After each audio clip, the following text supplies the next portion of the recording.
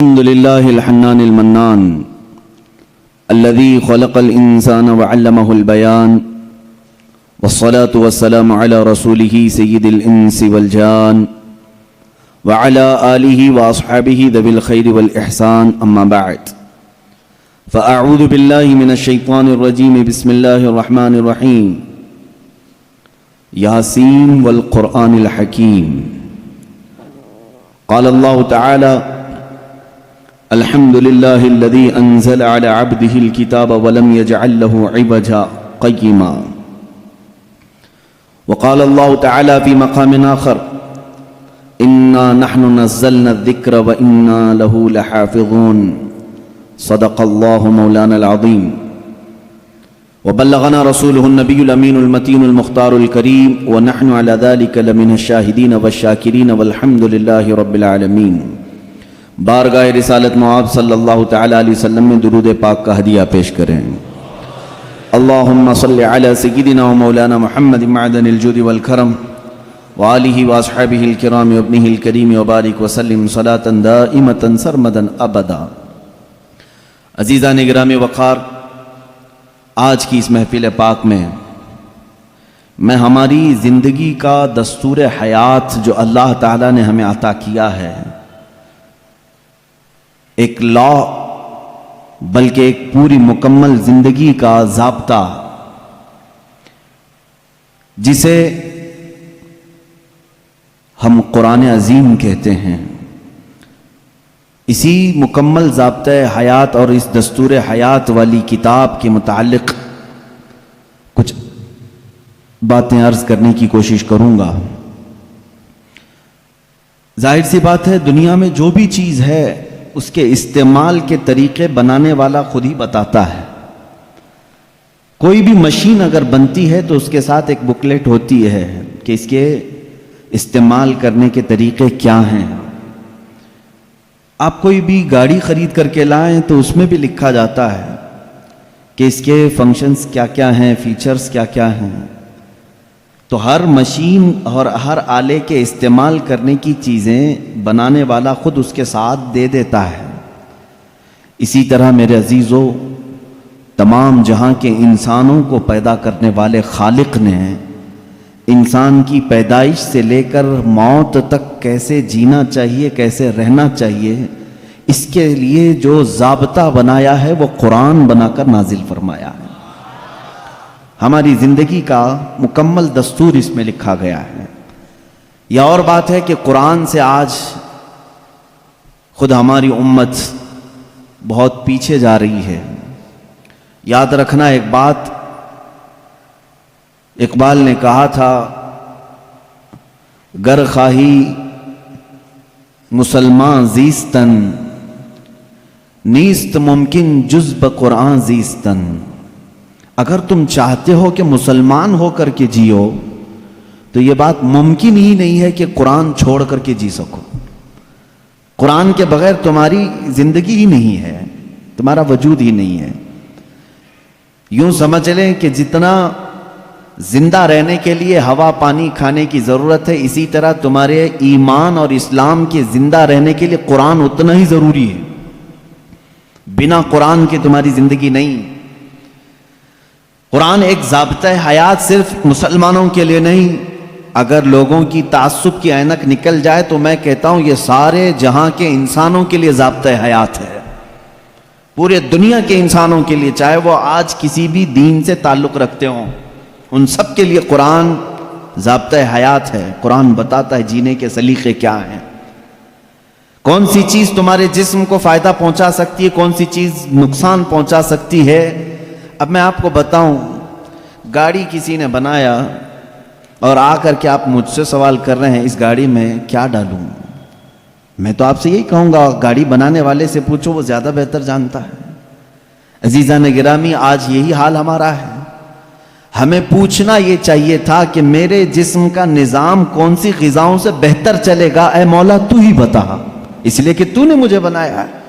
اور اللہ سے پوچھنا ہو تو قرآن کھولنا ہوگا، اس مولا نے بہت پہلے ہی تمہیں سارے ضابطے بیان کر دیے۔ اب ایک بات یہ بھی سمجھ کر کے چلیں، بنانے والے نے جو تمہیں टर्म्स कंडीशन और जो रूल्स रेगुलेशन बताए हैं उसके खिलाफ इस्तेमाल करोगे तो मशीन का क्या होना है वो सब तुम्हें मालूम है। जा करके कार खरीद करके लाए और उसके साथ बुकलेट भी मिली थी। उन्होंने कहा था कंपनी वालों ने ये कार पेट्रोल से चलती है। हो सकता है आपके पास पैसे ज्यादा थे, आपने कहा नहीं मैं घी डाल के चलाऊंगा। आपने पेट्रोल की बजाय कहा कि नहीं मैं तो मिट्टी का तेल डालूंगा या मीठा तेल डालूंगा, खाने वाले तेल डालूंगा। उस गाड़ी का हशर क्या होना है वो आपको मालूम है। क्यों? अगरचे आपके दिमाग में घी और महंगा है लेकिन वो मशीन के लिए सूटेबल नहीं है। इसी तरह ए मुसलमानों, ए मोमिनों, अल्लाह तबारक व तआला ने तुम्हारे जिस्म को बनाया है, एक एक रग को, एक एक बाल को उसने पैदा किया है। वो बेहतर जानता है कि तुम्हारे जिस्म के लिए कौन सी चीज सूटेबल है। उसके बताए हुए तालीमात को छोड़ करके अगर तुम दुनिया की सुनोगे तो जाहिर सी बात है ये ऐसी ही है जैसे बनाने वाले को छोड़ करके दूसरे सबके पास जा रहा है आदमी।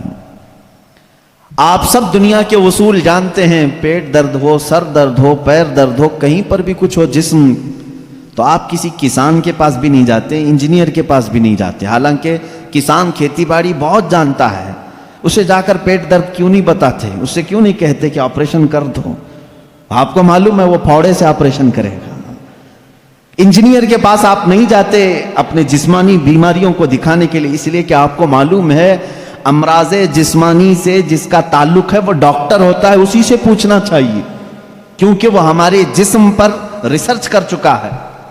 अज़ीज़ान गिरामी वक़ार, दुनिया में ये फार्मूला तुम अमल करते हो तो फिर ये बात यहाँ क्यों नहीं तस्लीम करते कि पूरी बॉडी को, हमारे पूरे शरीर को, पूरे जिस्म को जिसने बनाया है हम उसी से अपने मुतालिक क्यों ना पूछें मेरी रूह किससे बढ़ती है, मेरा जिस्म किससे बढ़ता है, मेरे दिल की धड़कनें किससे काबू में रहती हैं, मुझे कौन सी चीज़ ज़ुबान के अंदर लेनी है, किस चीज़ से मुझे बचनी है। इसीलिए मेरे अजीज़ों आज मैं ये कहना चाहूँगा कि जुज़्ब कुरान नीस्त मुमकिन जीस्तन, कुरान को छोड़ करके जीना भी मुमकिन नहीं है, जीना भी मुमकिन नहीं है हमारे लिए। इसलिए कि वो खल्लाक़ कायनात ने पैदा किया और साथ में तुम्हें जिंदगी गुजारने के उसूल भी बता दी। मैं कुरान के समंदर में जाऊं अगर और आपको आज लेकर के जाऊं तो शायद इसमें से निकल भी नहीं पाएंगे आप। एक ऐसे समंदर का नाम है ये जिसमें जो जितना गोता लगाया उतनी मोतियां लेकर के आया, और इसके अजायबात, इसके असरार, इसके रुमूज कभी खत्म नहीं होंगे। मैं जानता हूं अक्सर मेरे मजमे में नौजवानों की कसरत होती है और तकरीबन कॉलेज के भी हैं, पढ़े लिखे भी हैं। मैं सबसे कहूंगा आज अपना सारा इल्म समेट के बैठो और मैं आज तुमसे मुखातब हूं, आपसे मुखातिब हूं। मैं सारे उलूम पर आज इंशाअल्लाह डिस्कस करने की कोशिश करूंगा, सारे नहीं जितने मेरे बसात के मुताबिक हैं। मैं आज पहले आपको ये बता दूं कि कुरान इस्लाम की रोशनी में हमारे नज़रिए के एतबार से पहले इसकी थोड़ी सी तारीख। कुरान जो है ये लफ्ज़ अरबी है, बार बार पढ़ी जाने वाली चीज़ को कुरान कहा जाता है और दुनिया में ऐसी कोई किताब ही नहीं जिसको सबसे ज़्यादा कुरान के अलावा पढ़ा जाता, कोई किताब नहीं। इतनी ज़्यादा कसरत से जिसकी तिलावत होती है दुनिया में ऐसी कोई किताब है ही नहीं, कोई किताब नहीं। अहादीस रसूल भी नहीं, क्योंकि वो तिलावत नहीं होते, कुरान की तिलावत होती। करोड़ों मुसलमान हैं और बगैर कुरान की तिलावत किए किसी की नमाज भी मुमकिन नहीं, किसी की नमाज भी नहीं है। आपकी नमाज कुरान के बगैर होती है? नहीं होती। तो कसरत से तिलावत करने वाली चीज को कुरान कहा जाता है, इसीलिए इस मुसहफ को यानी इस किताब का नाम कुरान रखा गया। हालांकि कुरान पाक हमारी जुबानों में मशहूर है, इसका एक ही नाम नहीं है और 27 नाम अलग हैं। कुरान पाक को अरबी में अलग अलग नामों से जिक्र किया गया है, बल्कि खुद कुरान में ही इसके कई नाम आए। कुरान में अल्लाह ताला ने इसको फुरकान भी फरमाया, इसी को तंजील भी फरमाया, इसी को किताब भी फरमाया, इसी को नूर भी फरमाया, इसी का एक नाम शिफा भी है, इसी का एक नाम रहमत भी है, इसी का एक नाम अल बयान भी है, इसी का एक नाम अहसनुल हदीस है, اسی کا ایک نام البرہان ہے، اسی کا ایک نام المیزان ہے، اسی کا ایک نام الامانہ ہے، اور اسی کا نام قرآن پاک بھی ہے۔ یہ تمام نام قرآن پاک کے خود قرآن میں استعمال ہوئے ہیں، اللہ نے خود قرآن پاک میں فرمایا ہے۔ کثیر نام ہے اور ہر نام کی ایک الگ الگ وجہ ہے کہ کیوں اس کا نام یہ رکھا گیا۔ اب اندازہ کرو آپ کہ میں ایک ایک نام کی تشریح بیان کروں تو 27 دن تو اسی میں لگ جائیں گے کہ قرآن کے نام کیا کیا ہیں۔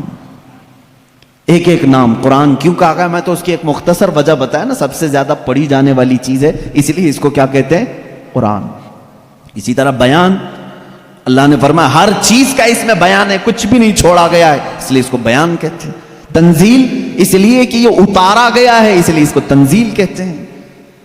احسن الحدیث ہے، سب سے اچھی بات کو کہتے ہیں عربی میں، اور قرآن سے اچھی بات کوئی ہے نہیں، اس لیے اس کا نام احسن الحدیث ہے۔ اس کا ایک نام شفا ہے، اس لیے کہ اس کی آیتیں مریضوں پر پڑھو تو شفا ملتی ہے۔ اس کا نام ہدا ہے، اس لیے کہ اس میں ہدایت کی آیتیں ہیں، بھٹکا ہوا بندہ اگر پڑھ لے تو سیدھے راستے پر آ جائے۔ اس کا نام رحمت ہے، اس لیے کہ غم میں اگر کبھی بندہ اس کو پڑھ لے، بلکہ حضور اکرم صلی اللہ علیہ وسلم نے فرمایا اپنی میتوں پر سورہ یاسین پڑھو، ان پر رحمت ہوتی ہے۔ تو قرآن کا نام رحمت بھی ہے، اسی لیے قرآن کے اسماء اور قرآن کے ناموں کی تفصیل اپنا ایک الگ ٹاپک ہے، لیکن میں آپ کو بتاؤں جس قرآن کو ہم نے ترک کیا ہوا ہے آج، اے میرے عزیز بچوں، آج کی محفل کے بعد میں سب سے کہوں گا عہد کر کے اٹھنا کہ اے اللہ مجھے اس وقت تک موت نہ دے جب تک میرے سینے میں قرآن کا کوئی حصہ نہ آ جائے۔ اس لیے کہ رسول کریم صلی اللہ علیہ وسلم نے فرمایا جس مسلمان کے سینے میں قرآن کا کوئی حصہ نہیں، حضور پاک صلی اللہ تعالیٰ علیہ وسلم نے فرمایا وہ قبرستان کی طرح ویران ہے۔ جس گھر میں قرآن کی تلاوت نہیں ہوتی وہ گھر ویران ہے، خراب۔ حضور اکرم صلی اللہ علیہ وسلم نے فرمایا وہاں سے فرشتوں کی دوری ہوتی ہے، اور شیاطین اور سرکش جنات ان کے گھروں میں بسیرا کرنے لگتے ہیں جن گھروں میں قرآن کی تلاوت نہیں ہوتی۔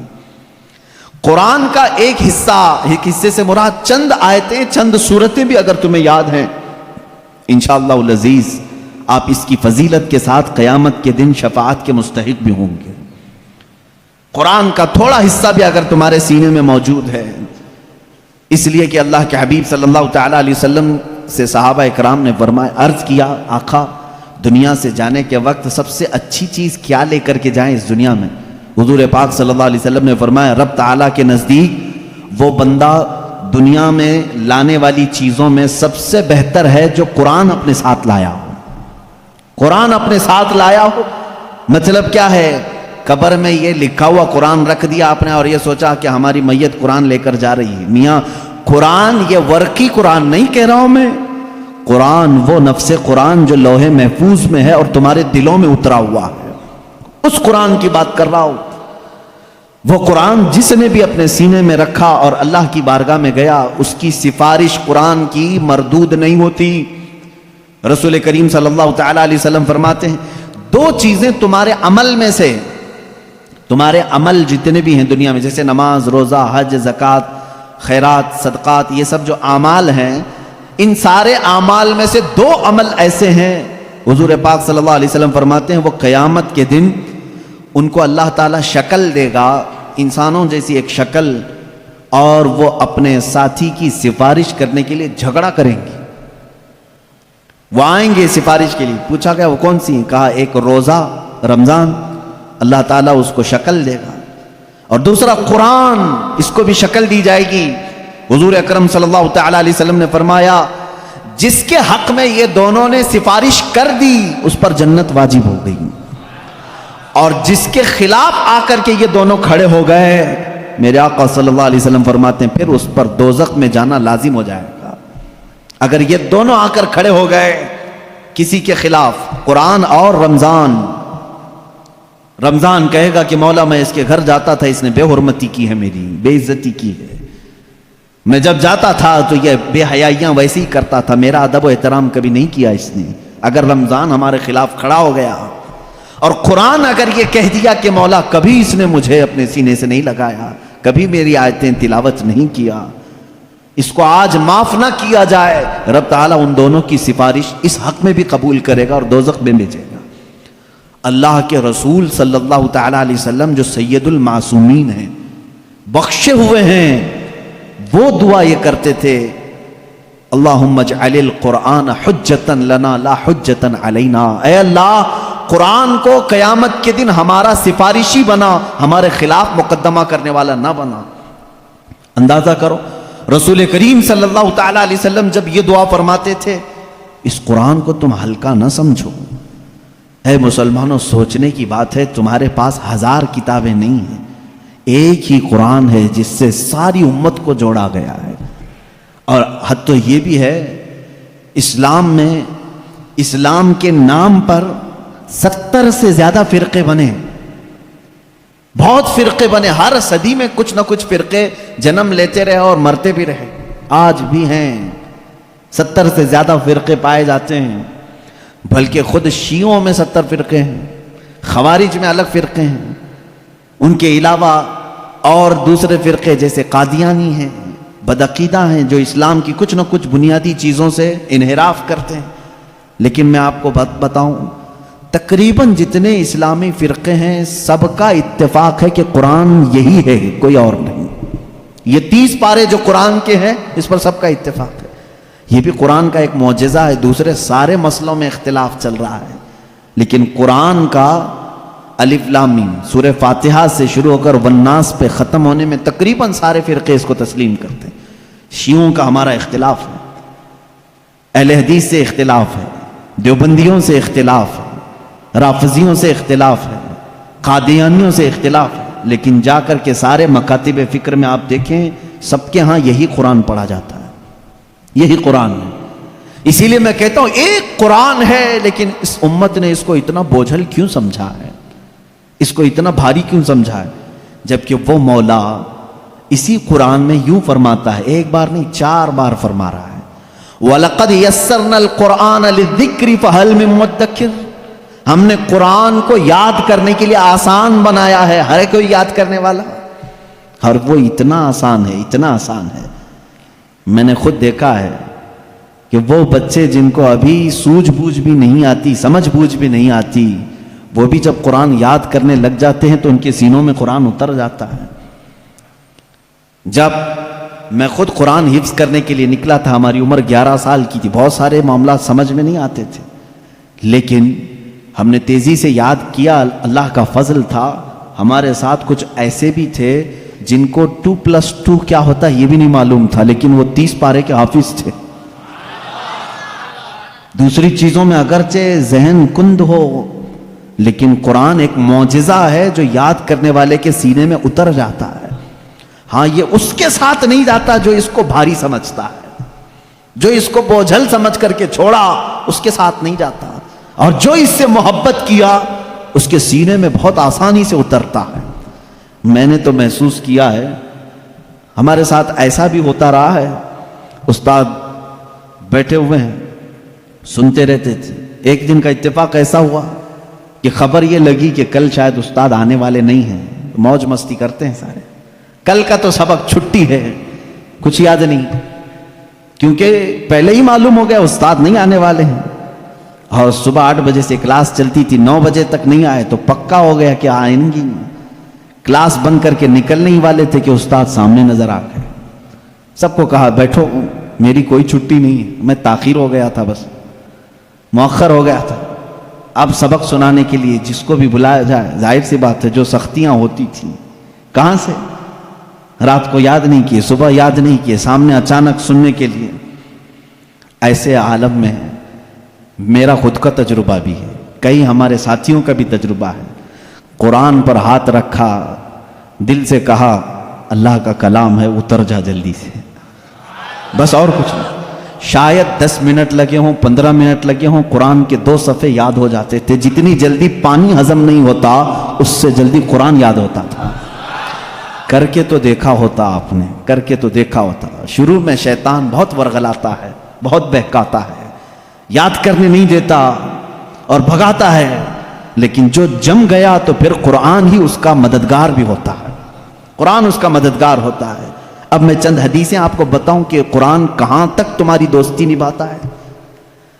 پہلی بات، کچھ لوگ ڈر کر کے چھوڑے ہوئے، ہم تو پڑھ ہی نہیں پاتے تھے، اس پر بھی میں آج ایک حدیث پڑھا، حضرت عائشہ صدیقہ رضی اللہ تعالی عنہا سے مروی ہے، فرماتی ہیں رسول کریم صلی اللہ تعالی علیہ وسلم نے فرمایا الماہر فی القرآن، جو قرآن کا ماہر ہے یعنی اچھی تجوید میں تلاوت کرتا ہے اور اس کے معنی بھی سمجھتا ہے، سب سمجھتا ہے، حضور اکرم صلی اللہ علیہ وسلم نے فرمایا قیامت کے دن وہ معزز محترم فرشتوں اور انبیاء کے ساتھ ہوگا۔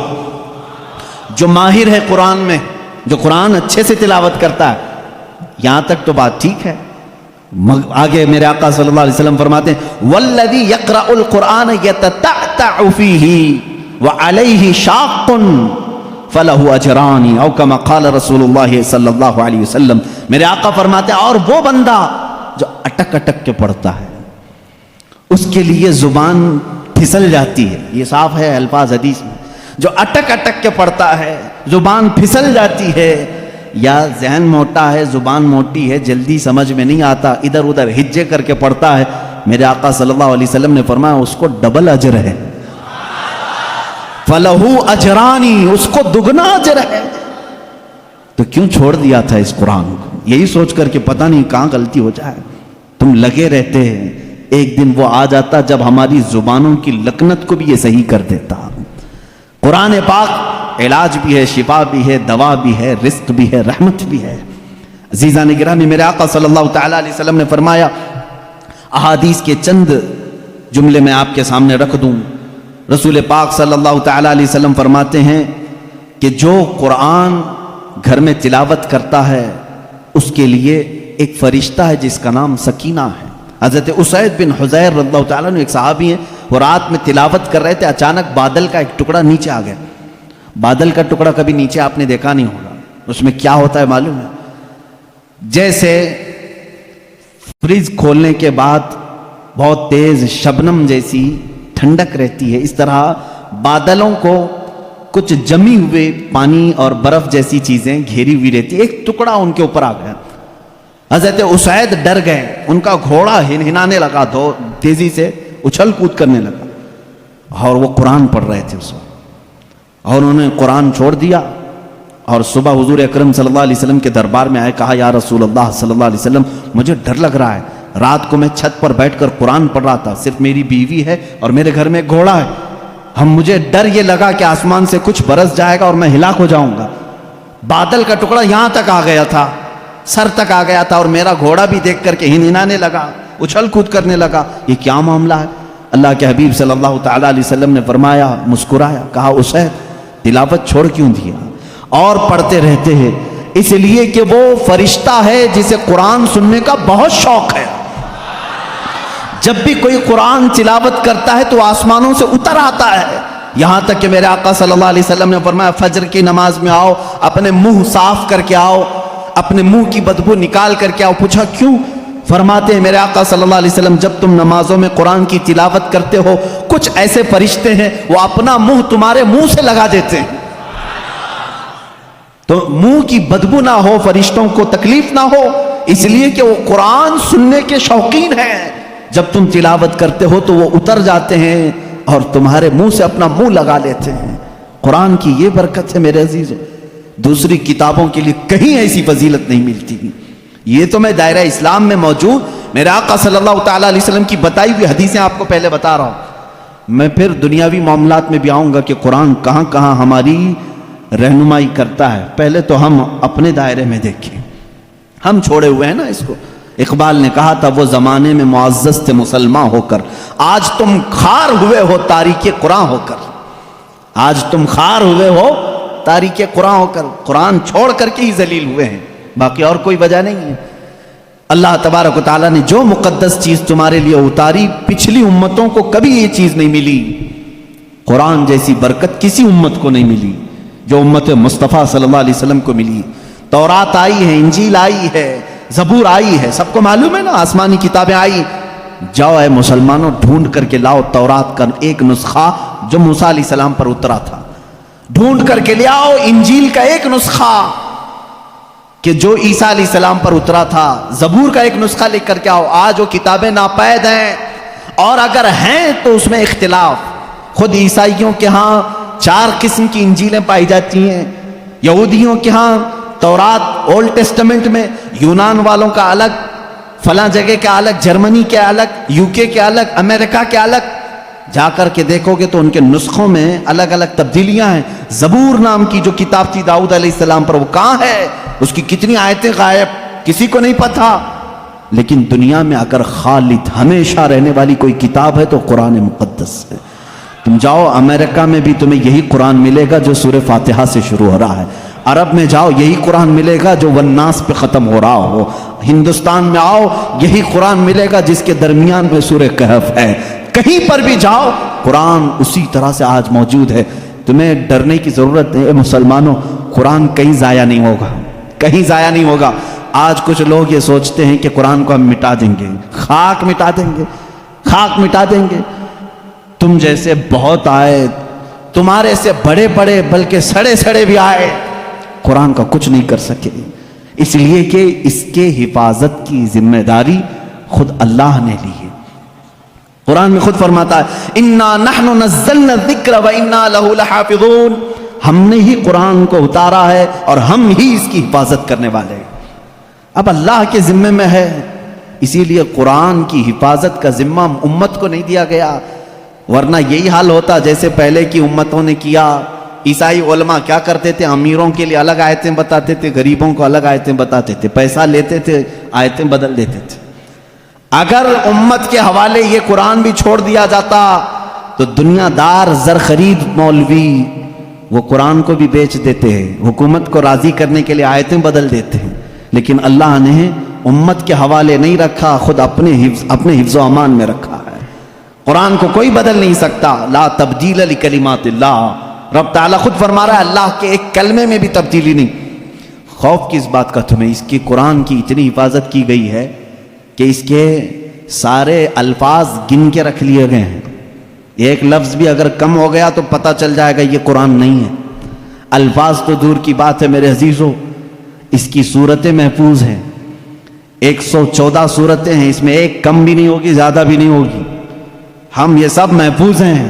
جو عالم ہوگا، جو حافظ ہوگا، کروڑوں کی تعداد میں علماء بھی ہیں، وہ سب کو معلوم ہے. یعنی قرآن کی یہ باتیں جاننے والے علماء کی بات کر رہا ہوں، سب کو معلوم ہے کہ قرآن میں 114 صورتیں ہیں، 540 رکوع ہیں.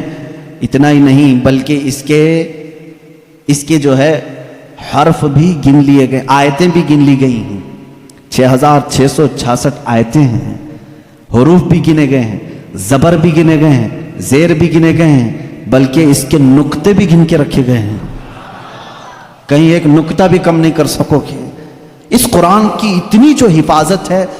آج میں آپ کو بتاؤں، کبھی کسی نان مسلم کے پاس جاؤ اور اگر وہ تم سے یہ سوال کرے تو مسلمان ہے، اسلام ہی سچا دھرم ہے، کیا تمہارے پاس پروف ہے اس چیز کا؟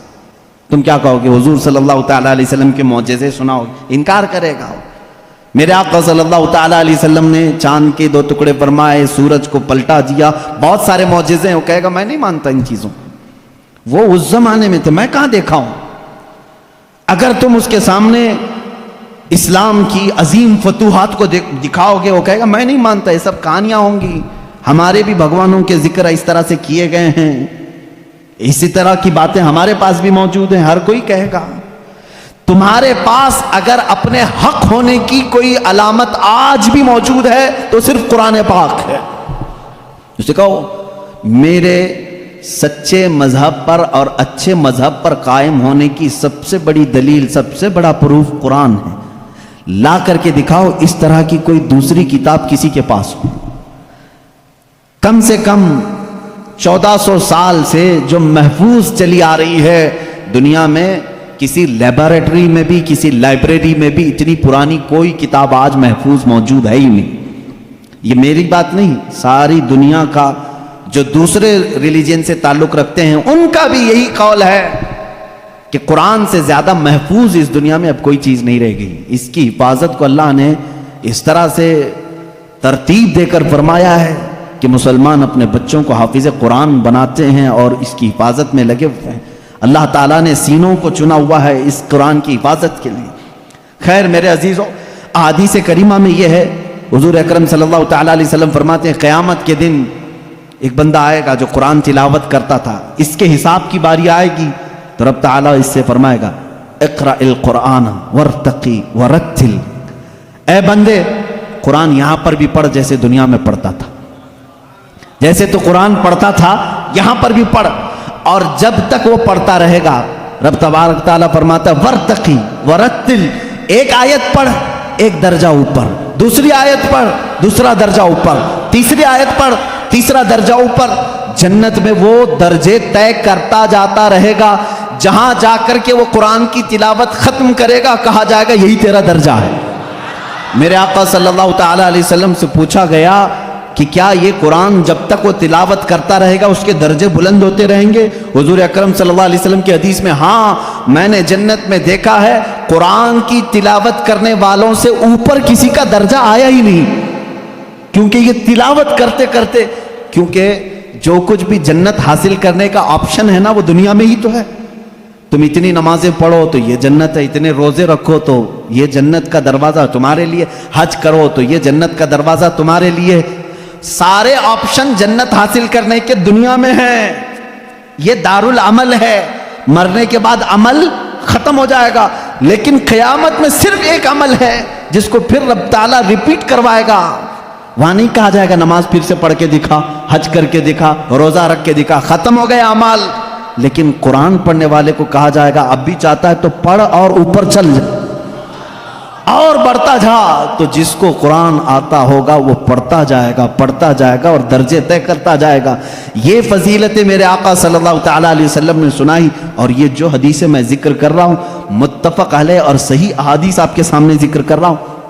یہاں تک کہ حضور اکرم صلی اللہ تعالیٰ علیہ وسلم کی ایک حدیث ہے، قیامت کے دن وہ بچے جنہوں نے قرآن کو اپنے سینے میں رکھا تھا وہ بلائے جائیں گے، اللہ کا کلام یاد کیا، تو جب وہ آئیں گے تو رب تبارک و تعالیٰ ان بچوں کو بعد میں فرمائے گا ان کے والدین کے سر پر پہلے تاج رکھا جائے، البس والداہ تاجن یوم القیامتی، رسول کریم صلی اللہ علیہ وسلم فرماتے ہیں قیامت کے دن ایسا تاج پہنایا جائے گا جس سے سورج کی روشنی بھی پھیکی پڑے۔ اہل محشر پوچھیں گے یہ کیا نبی ہیں، یہ صدیق ہیں، یہ کون ہیں؟ تو فرشتے کہیں گے نہ یہ نبی ہیں، نہ صدیق ہیں، نہ شہداء ہیں، بلکہ صرف ایک حافظ قرآن کے ماں باپ ہیں، صرف ایک حافظ قرآن کے ماں باپ ہیں۔ جب ماں باپ کو تاج پہنایا جا رہا ہے تو جس کے سینے میں قرآن تھا اس کو کیا کیا جائے گا؟ رب تعالیٰ اس کے لیے فرماتا ہے، میرے آقا صلی اللہ علیہ وسلم نے فرمایا اس حافظ قرآن کو بلایا جائے گا اور اس سے کہا جائے گا ایسے 10 لوگ تیرے خاندان کے جن پر دوزخ میں جانا واجب ہو گیا، ان کا ہاتھ پکڑ، صرف اس کی برکت سے میں ان کی جہنم کی سزا کو معاف کر کے تیرے ساتھ جنت عطا کروں گا۔ اس کی سفارش قبول کی جائے گی۔ لیکن یاد رکھیں میرے عزیزو، حافظ قرآن قرآن کی آیات پر عمل کرتا ہو، اس کا ادب بھی کریں، احترام بھی کریں۔ آج زمانے میں حفاظ قرآن کے ساتھ بہت ہی برے سلوک دیکھنے کو ملتے ہیں۔ یاد رکھنا قیامت کے دن وہ اس عذاب میں مبتلا ہوں گے جو قرآن کی بے حرمتی کرنے والے کا عذاب ہوگا، کیونکہ وہ حافظ قرآن کی بے ادبی کرتے ہیں۔ ہمارے بزرگان دین جو سلف صالحین ہیں، میں نے پڑھا بھی ہے، بزرگان دین کا طریقہ تو یہ ہوتا تھا کہ اگر کوئی حافظ قرآن زمین پر بیٹھا ہے تو وہ کبھی اوپر نہیں بیٹھتے تھے۔ ہاں اگر وہ خود حافظ قرآن ہیں تو پھر دونوں کے معاملات ایک طرح کے ہیں، لیکن کوئی حافظ قرآن نہیں ہے اور کوئی حافظ نیچے بیٹھا ہے تو علماء بزرگان دین اس کو بے ادبی محسوس کرتے تھے۔ اللہ کا کلام سینے میں لے کر وہ نیچے ہے اور بغیر حفظ قرآن کیا ہوا اوپر بیٹھا ہے، اس کو بزرگان دین نے بے ادبی محسوس فرمائی۔ بہرحال قرآن ایک ایسا جامع نظام اللہ تعالیٰ نے تمہیں عطا کیا اور اس کی فضیلتیں میں نے بتائی، اور سب سے بڑی بات کیا ہے معلوم ہے؟ قرآن اللہ نے اتارا، آیتیں ساری چیزیں میرے آقا صلی اللہ علیہ وسلم پر اترتی رہیں۔ اس کی پہلی آیت جو اتری اقرا بسم ربک الذی خلق، غار ہرا میں، واقعہ آپ کو معلوم ہوگا۔ میرے آقا صلی اللہ تعالیٰ علیہ وسلم پہاڑ پر ایک غار ہے، آج بھی مکہ کے کنارے، غار ہرا اس کو کہتے ہیں، جبل نور، وہاں پر عبادت کے لیے جایا کرتے تھے۔ جبرائیل امین ایک رات آئے اور روایات یہ بتاتی ہیں کہ وہ 17 رمضان المبارک کی رات تھی۔ آ کر کے انہوں نے حضور اکرم صلی اللہ علیہ وسلم سے صرف اتنا کہا اقرا، پڑھو. آپ صلی اللہ علیہ وسلم نے فرمایا ما انا بقاری، میں نہیں پڑھنے والا. بعض بے وقوف اس کا ترجمہ یوں کرتے مجھے پڑھنا نہیں آتا. حضور اکرم صلی اللہ تعالی علیہ وسلم کو پڑھنا نہیں آتا. آپ نے جبرائیل امین نے سینے سے سینہ لگایا اور پھر کہا اقرا، کہا پڑھو. میرے آقا صلی اللہ علیہ وسلم نے وہی جواب دیا. 4 بار اس طرح سے ہوا.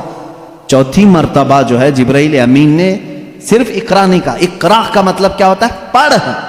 تو آرڈر ہے، آرڈر پڑھ. لیکن جبرائیل امین نے جب یہ کہا اقرا بسم ربک الذی خلق، پڑھ اس رب کے نام سے جس نے پیدا کیا، میرے آقا صلی اللہ علیہ وسلم نے پڑھنا شروع کیا.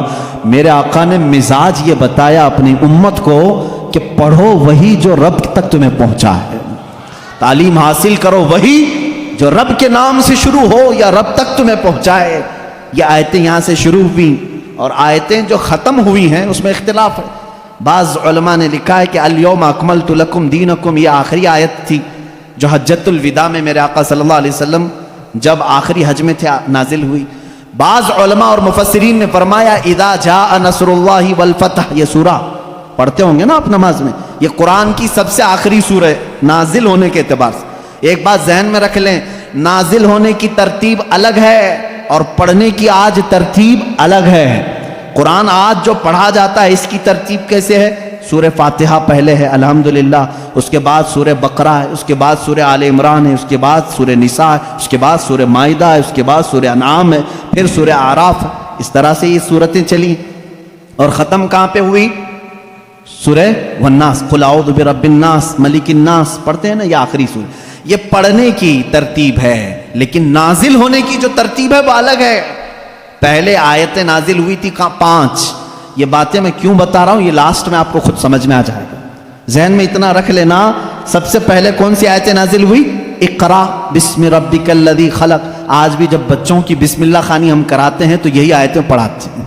بچے کو سب سے پہلے یہی پڑھاتے ہیں. 5 آیتیں میں پڑھ بھی دیتا ہوں. اقرا بسم ربک الذی خلق خلق الانسان من علق اقرا وربک الاکرم الذی علم بالقلم علم الانسان ما لم یعلم. یہ 5 آیتیں ہیں جو سب سے پہلے میرے آقا صلی اللہ علیہ وسلم پر نازل ہوئی. جبرائیل امین لے کر آتے تھے، حضور اکرم صلی اللہ علیہ وسلم کو سناتے تھے. یہ قرآن کی ابتدا ہے اور 23 سال تک نازل ہوتا رہا. 23 ایئرس، 23 سال تک نازل ہوتا رہا. آخر میں کون سی آیتیں نازل ہوئی؟ ایک تفسیر کی روایت کے مطابق اذا جاء نصر اللہ والفتح ورأیت الناس يدخلون فی دین اللہ افواجا فسبح بحمد ربک واستغفرہ انہ کان توابا. یہ 2 چیزیں ذہن میں رکھو. اقرا سب سے پہلے، سورہ اذا جاء نصر اللہ سب سے آخر. یہ قرآن کے نزول کا زمانہ میں آپ کو بتاؤں 23 سال تک نازل ہوئی. آپ کو میں بتاؤں قرآن اتنی فصیح زبان میں ہے. فصیح کا مطلب لٹریچر جس کو کہتے ہیں. جیسے ایک اردو ہے جو ہم اور آپ یہاں ہبلی کی زبان ہوتی ہے، اس کو فصیح اردو نہیں کہتے، لکھنؤ والے فصیح اردو بولتے ہیں. آپ کیسے؟ اب ہم ظاہر سی بات ہے میں تقریر جو کر رہا ہوں ہو سکتا ہے یہ اردو الگ ہے، ہبلی والی اردو الگ ہے. اردو اگر میں وہ بولوں تو پھر یہاں بھونڈا لگے گا. آبے جابے توبے یہ اگر جو عام طور پر استعمال کرتے ہیں یہ بھونڈا لگتا ہے، کیونکہ فصیح زبان میں جب کوئی بیان کرے تو وہ دل میں اترتی بھی ہے بات. زبان کی مٹھاس اس کی فصاحت میں ہے. تو عربی زبان میں جو سب سے زیادہ فصیح جملے تھے وہ قرآن میں آئے. ایک بھی ہلکا جملہ نہیں آیا، ایک بھی کمتر جملہ نہیں آیا. اب جیسے ایک مثال میں آپ کو بتا دوں، گھٹنا لفظ ہے نا، گھٹنا، گھٹنے ٹیک دینا، لیکن آپ گڑگے بولتے ہیں، ہے کہ نہیں؟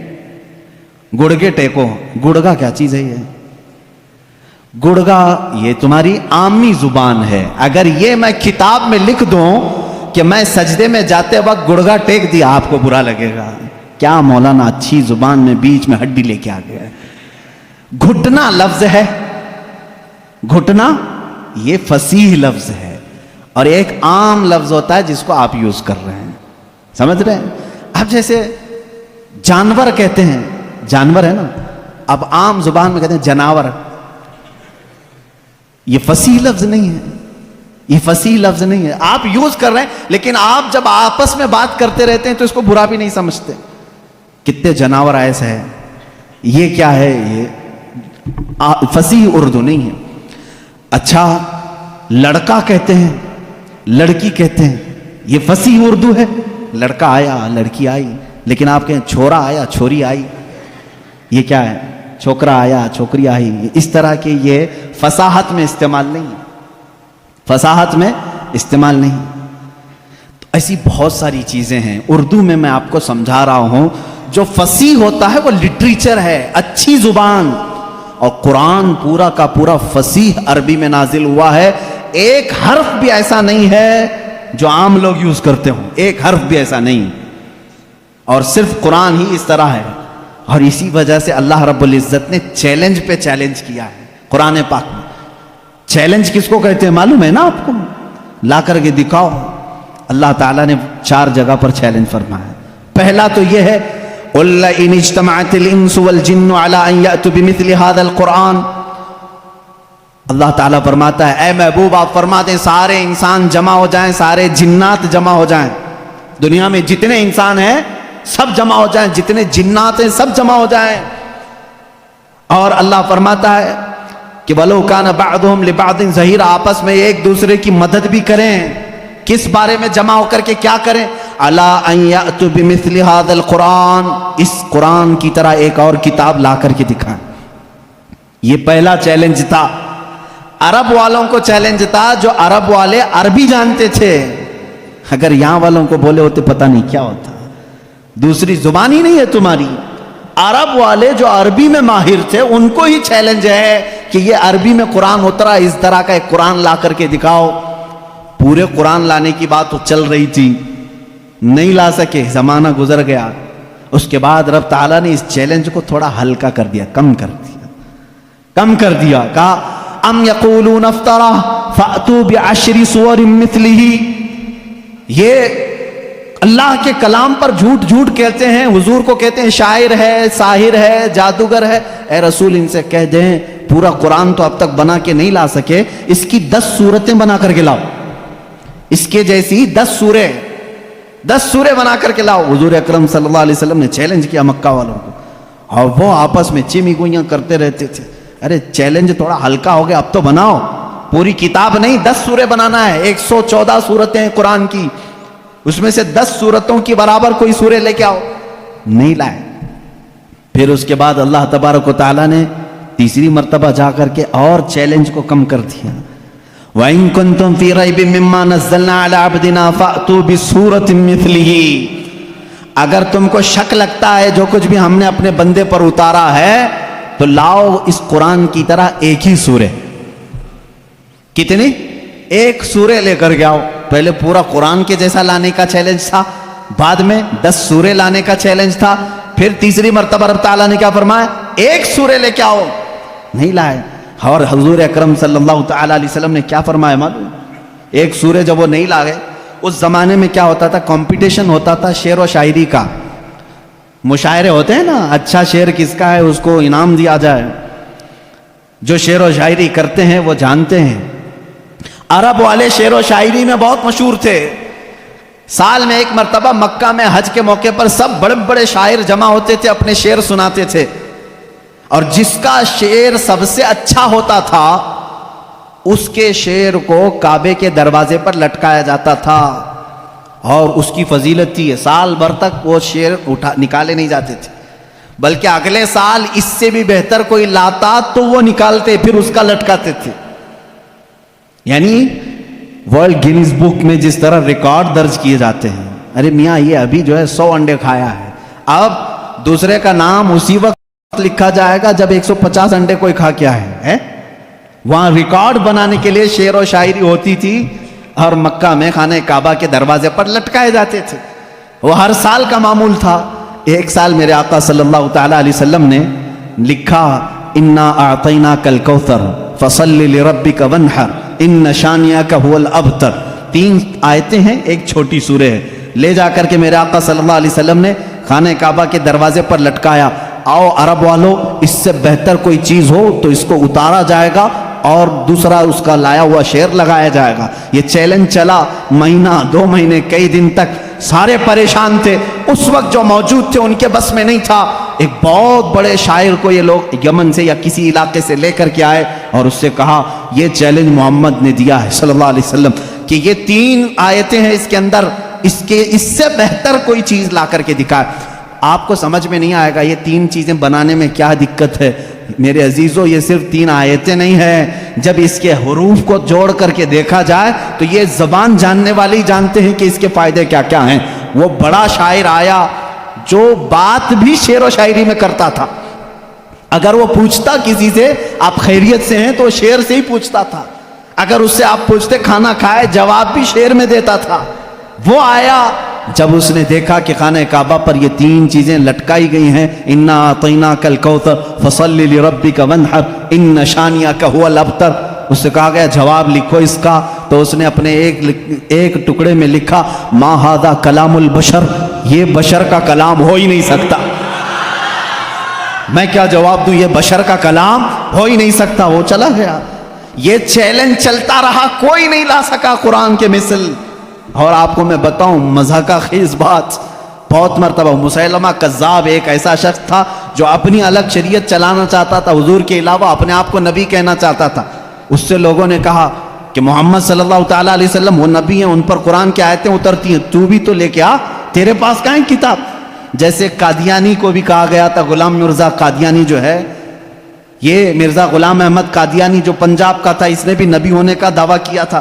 اس کا بھی وہی حشر ہے جو مسیلمہ کذاب کا تھا. جھوٹے نبوت کے دعوے دار دجال ہوتے ہیں, یاد رکھو. میرے آقا صلی اللہ علیہ وسلم خاتم النبیین ہیں, آپ کے بعد کوئی نبی نہیں ہوگا. لیکن وہ مسیلمہ کذاب نے جب یہ کہا, کوئی اس سے جب لوگوں نے کہا تیرے پاس کہاں ہے آیتیں ہونا چاہیے ویسے قرآن کی جیسے محمد صلی اللہ علیہ وسلم کے پاس آتی ہیں, کہا میں بھی بنا کر کے لاتا ہوں, میرے پاس بھی آتے ہیں. تو بہت دن تک سوچا اور پھر اس کے بعد خود سے ہی اپنے دماغ سے بنانے لگا کہ الفیل ملفیل وما ادراک ملفیل. قرآن کی سورہ ہے نا القاریۃ ملقاریہ وما ادراک ملقاریہ, اس سورے کے وزن پہ اس نے اپنے سے بنائے الفیل ملفیل وما ادراک ملفیل ذنبہ صغیر وخرطومہ طویل. یہ بنایا, لے کر کے آیا سارے لوگوں کے سامنے. کیا مطلب ہے معلوم ہے اس کا؟ الفیل ملفیل, ہاتھی. کیا ہاتھی؟ وما ادراک ملفیل, تم کیا جانو کہ ہاتھی کیا ہوتا ہے؟ اس کی پونچھ چھوٹی ہوتی ہے, اس کی سونڈ لمبی ہوتی ہے. ابھی یہاں ہنس رہے ہیں, عرب والے تو اس پر پیٹ پکڑ کر ہنسنے لگے. کیا بنا کے لایا بیوقوف. سب اسی وقت ہنس پڑے. ظاہر سی بات ہے 14 صدیوں کے بعد مسلمان اس کی بات پر ہنس رہے ہیں تو عرب والے کتنا ہنسے ہوں گے. گیا بھاگ کر کے, نہیں بنا لا سکا. اب اس کے بعد عرب مکہ والے بڑے بڑے جو مالدار تھے وہ لوگ جمع ہوئے اور کہا جو بھی عرب کے بڑے بڑے شاعر ہیں ان کو لاؤ, پیسے دو اور بناؤ کچھ بھی, ہمارے لیے جینا دشوار کر کے رکھی ہیں یہ آیتیں. یہ چیلنج پہ چیلنج دے رہے ہیں اور ہم بنا کر کے لا نہیں پا رہے ہیں. پورے شاعروں کو جمع کی, ان کو بڑے بڑے نذرانے دی. کتنا چاہیے پیسہ؟ سب لو, جاؤ اس کے برابر بنا کے لاؤ. وہ سب گئے شاعر اور گئے, کھا پی کر کے موٹے ہوئے. اگلے سال آئے, کچھ بھی نہیں لے کے آئے. سال بھر ہو گیا, پورے سیٹوں نے پھر کہا لائے نہیں, کہا نہیں بن ہی نہیں پایا, تھوڑے اور پیسے دے دو اگلے سال بنا کے لائیں گے. پھر پیسے ان کے اکاؤنٹ میں جمع ہوئے ہوں گے اس زمانے میں جو بھی اکاؤنٹ رہا ہو, پھر دیے. جیسے آج شاعروں کو پہلے اکاؤنٹ میں ڈالنا پڑتا ہے, اس لیے میں لفظ اکاؤنٹ کا ذکر کر رہا ہوں. ان کو اور پیسے دیے, پھر پیسے لیے اور گئے. جا کر کے دوسرے سال, اب ظاہر سی بات ہے اب تو مار کھاتے, نہیں لاتے پیسے. پچھلے سال کے بھی بقایا تھے, اس سال بھی تھے. اس سال وہ آئے اور کہنے لگے کہ ویسا بن تو نہیں پایا, قرآن کے جیسی کوئی سورہ بنی تو نہیں, ہاں البتہ کچھ عیب ملے ہم کو قرآن میں جو فصیح نہیں ہے. فصیح ابھی میں نے بتایا نا, فصیح کس کو کہتے ہیں؟ جو ہائی لیول کی زبان ہے. اور اگر عام لوگ یوز کرتے ہیں اس چیز کو تو اس کو کہتے ہیں یہ فصیح نہیں ہے, یہ عام لفظ ہے. جیسے میں نے اردو میں بتایا گڑگا, یہ عام لفظ ہے. انہوں نے کہا 4 لفظ ہم کو ایسے ملے ہیں جو عربی گرامر کے حساب سے فٹ نہیں بیٹھتے, عربی گرامر میں ایسا یوز نہیں ہوتا. انگلش کے گرامر توڑ کر کے اگر بولو گے تو انگریز ہنسیں گے، ہمارے گرامر توڑ کر کے بولو گے ارے لڑکی بہت اچھا تھا، آپ ہنسیں گے. یہ گرامر میں نہیں بیٹھتا ہے نا. اسی طرح ان شاعروں نے کہا 4 لفظ قرآن میں ایسے ملے ہیں جو گرامر سے ہٹے ہوئے ہیں. کہا چلو یہ بھی بڑی بات ہے، یہ بھی بڑی بات ہے. تم بنا کر کے نہیں لائے لیکن قرآن کے کچھ ایسی چیزیں ڈھونڈ کے تو لائے ہو جو قرآن میں عیب ہے. کہا جلدی بتاؤ کیا ہے. کہا 4 چیزیں ہیں. توجہ چاہتا ہوں میرے عزیز، یہ ذہن میں رکھنا. حضوا ایک لفظ آیا ہے.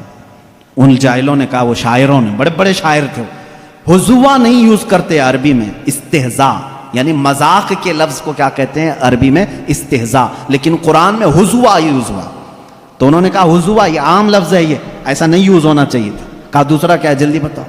کہا کبیر بڑے کو کہتے ہیں لیکن قرآن نے اس کو کبار کہا ہے. کبار کون یوز کرتا ہے؟ ان شاعروں نے کہا کبار یہ گرا ہوا لفظ ہے، کبیر یوز کرتے ہیں. اچھے لوگ جو ہیں وہ کبیر یوز کرتے ہیں، کبار نہیں. 2 لفظ ہوئے، حضوا، کبار. پھر تیسرا لفظ انہوں نے کہا لشیئن آتا ہے. لشیئن یہ گرامر کے حساب سے فٹ بیٹھتا ہے لیکن قرآن نے لشیئن کہا پیش کے ساتھ، یہ بھی گرا ہوا. پھر کہا اچھا اور کیا ملا؟ کہا عجیب ہوتا ہے، جیسے کوئی بھی عجیب چیز کو دیکھتے ہیں عربی میں بھی اس کو عجیب کہتے ہیں، عجیب. لیکن قرآن نے اس کو عجاب کہا ہے. عجاب یہ گرا ہوا لفظ ہے، عجاب کہاں آتا، یوز نہیں ہوتا عرب میں. تو یہ سیٹھ لوگ بڑے خوش ہو گئے، چلو کچھ تو کمیاں ڈھونڈ کے لائے ہیں 2 سال کی محنت کے بعد. چلو محمد صلی اللہ علیہ وسلم کے پاس آئے. کہا ہے محمد صلی اللہ علیہ وسلم آپ کے چیلنج کو ہم نے ایکسیپٹ کیا، صورتیں تو نہیں لائے لیکن تمہارے قرآن میں 4 ایسی باتیں ہیں جو فصیح نہیں ہیں، عام ہیں، گرامر سے گری ہوئی ہیں. حضور صلی اللہ تعالیٰ علیہ وسلم نے پوچھا بھی نہیں کیا ہے کیا نہیں ہے. کہا میں تم سے بات نہیں کروں گا، تم سے بات نہیں کروں گا. تم اور میں ہوں نا، ہمارے دونوں کے بیچ میں کوئی ایک بڑا فیصلہ کرنے والا ہونا چاہیے. کون طے کرے گا؟ کون طے کرے گا کہ عربی گرامر کے حساب سے فٹ بیٹھتے ہیں کہ نہیں بیٹھتے ہیں، فصیح ہے کہ غیر فصیح ہے؟ تو حضور صلی اللہ تعالیٰ علیہ وسلم نے یہ فیصلہ بھی ان کے ہی حوالے کر دیا، جاؤ تم ہی ڈھونڈ کے لاؤ کوئی ایسا بڑا آدمی جو میرے اور تمہارے درمیان فیصلہ کرے گا. تو انہوں نے کہا ٹھیک ہے ڈھونڈتے ہیں. ڈھونڈ کر کے جانتے ہو کس کو لائے ہو؟ ایک 97 برس کا بڈھا تھا، 97 ایئرس کا. وہ اپنی لینگویج کو اتنی محفوظ رکھتا تھا کہ شہر کی لینگویج مکس نہ ہو جائے، اس کے لیے وہ پہاڑوں پہ رہتا تھا. اس کو اپنی لینگویج پر فخر تھا، اس سے زیادہ عرب میں کوئی فصیح آدمی نہیں تھا. اگر اس کی طرف سے کوئی بات آئی تو پورے عرب میں وہ قانون بن جاتی تھی، یہ لینگویج بہت فصیح ہے، فلاں بوڑھا جو 97 سال کا وہ بولتا ہے. تو یہ لوگ گئے، سارے سیٹھ اور شاعر اس کے پاس گئے. کہا ہمارے اور محمد صلی اللہ علیہ وسلم کے درمیان میں ایک مقدمہ ہے، آپ کو فیصلہ کرنا ہے. انہوں نے کچھ بتایا ہی نہیں تھا کیا ہے کیا نہیں ہے. اس بوڑھے کو منا لیا اور وہ بوڑھا اتر کے آیا، پہاڑوں سے اتر کر کے حضور کے پاس آئے. اب فیصلہ ہونا تھا. اب توجہ چاہتا ہوں، 4 لفظ ہے نا، حضوا، کبار، لشیئن، عجاب، یہ 4 ورڈ ہیں. ان کا دعویٰ تھا. اس بوڑھے کو لے کر کے آئے فیصل بنا کر کے. حضور صلی اللہ علیہ وسلم کے پاس جب وہ آیا تو حضور بیٹھے ہوئے تھے، اور عرب میں بڑے لوگ آتے ہیں تو کھڑے ہو کر کے استقبال کرتے تھے. حضور اکرم صلی اللہ علیہ وسلم نے نہیں استقبال کیا، اٹھے ہی نہیں، آپ بیٹھے رہے. وہ بوڑھا آیا، دیکھتا رہا اور اس کے بعد آ کر کے اپنی جگہ بیٹھ گیا. حضور کھڑے ہو گئے. وہ جب بیٹھا حضور کھڑے ہو گئے. وہ بچک کر کے پھر کھڑا ہو گیا. بوڑھا تھا، حضور صلی اللہ علیہ وسلم بیٹھ گئے. پھر وہ بھی بیٹھا. تھوڑی دیر وہ ادھر بیٹھا تو میرے آقا صلی اللہ علیہ وسلم نے فرمایا نہیں نہیں نہیں، ادھر آ کے بیٹھو. اس کو اٹھایا پھر ادھر بیٹھایا. تھوڑی دیر ابھی وہ بیٹھا تھا، پھر حضور نے فرمایا یہاں نہیں، ادھر آ کے بیٹھو، ادھر ہی ٹھیک تھا. اس کو پھر ادھر اٹھایا. بھائی 97 سال کے بوڑھے کو اگر بار بار اٹھاؤ گے بٹھاؤ گے سنک جائے گی، کیا ہوگا؟ پھر اس کے بعد اس کو حضور نے کہا تیسری مرتبہ، ارے نہیں آمنے سامنے بات کرنا اچھا، یہاں سے اٹھو سامنے آؤ.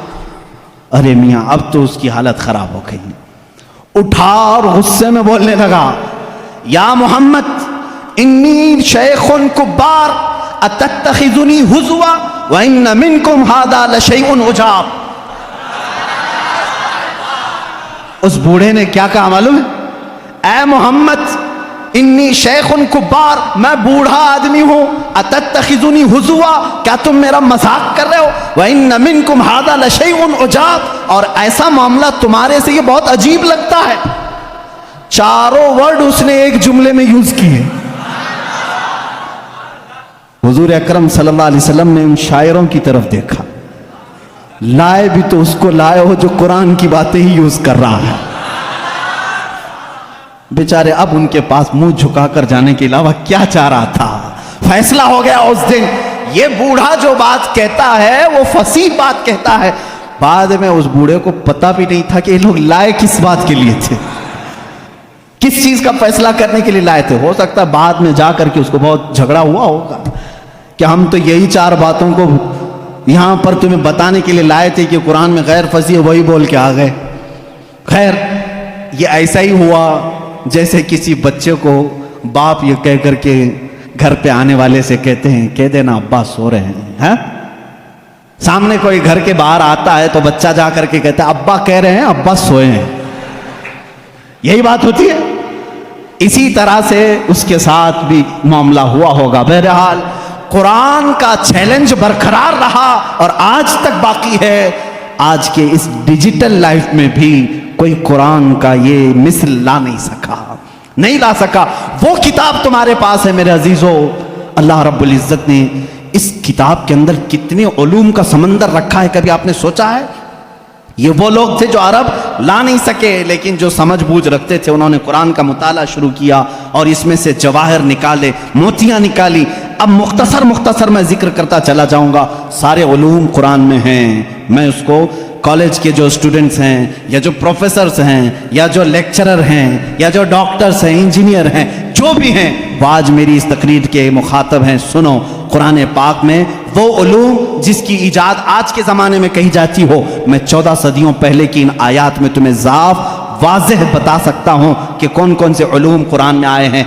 आपने शायद पहले दिन ही सुना होगा, एस्ट्रोनॉमी, ये वो इल्म है जो इल्मुल फलकियात जिसको कहते हैं, आसमान कायनात का इल्म, आसमानों में क्या है, गैलेक्सी में क्या है और कैसे दुनिया वजूद में आई, इस इल्म के जानने वाले एस्ट्रोनॉमी कहलाए जाते हैं। एस्ट्रोनॉमी के बेसिक फार्मूले कुरान पाक में है। जानते हैं आप एस्ट्रोनॉमी की सबसे बड़ी तहकीक क्या है? इन साइंसदानों की सबसे बड़ी तहकीक ये है कि एक शख्स है अंग्रेजों का, जिसको ये कहा गया स्टीफन हॉकिंग। ये 1925 की बात है जिसने सबसे पहले ये कहा कि कायनात फैल रही है। 1925 में 1925 में सबसे पहले उसने ये कहा, मैं देख रहा हूं गैलेक्सी में स्टार्स दूर दूर हो रहे हैं और फैल रही है ये कायनात। उसने वुसअते कायनात का नजरिया सबसे पहले दिया। और कुरान कहता है वस्समा बनैनाहा बिअयदिन व इन्ना लमुसिऊन, आसमान को हमने अपने दस्ते कुदरत से बनाया है और इसको हम क़यामत तक फैलाते रहेंगे। कुरान कह रहा है इसको हम फैलाते रहेंगे।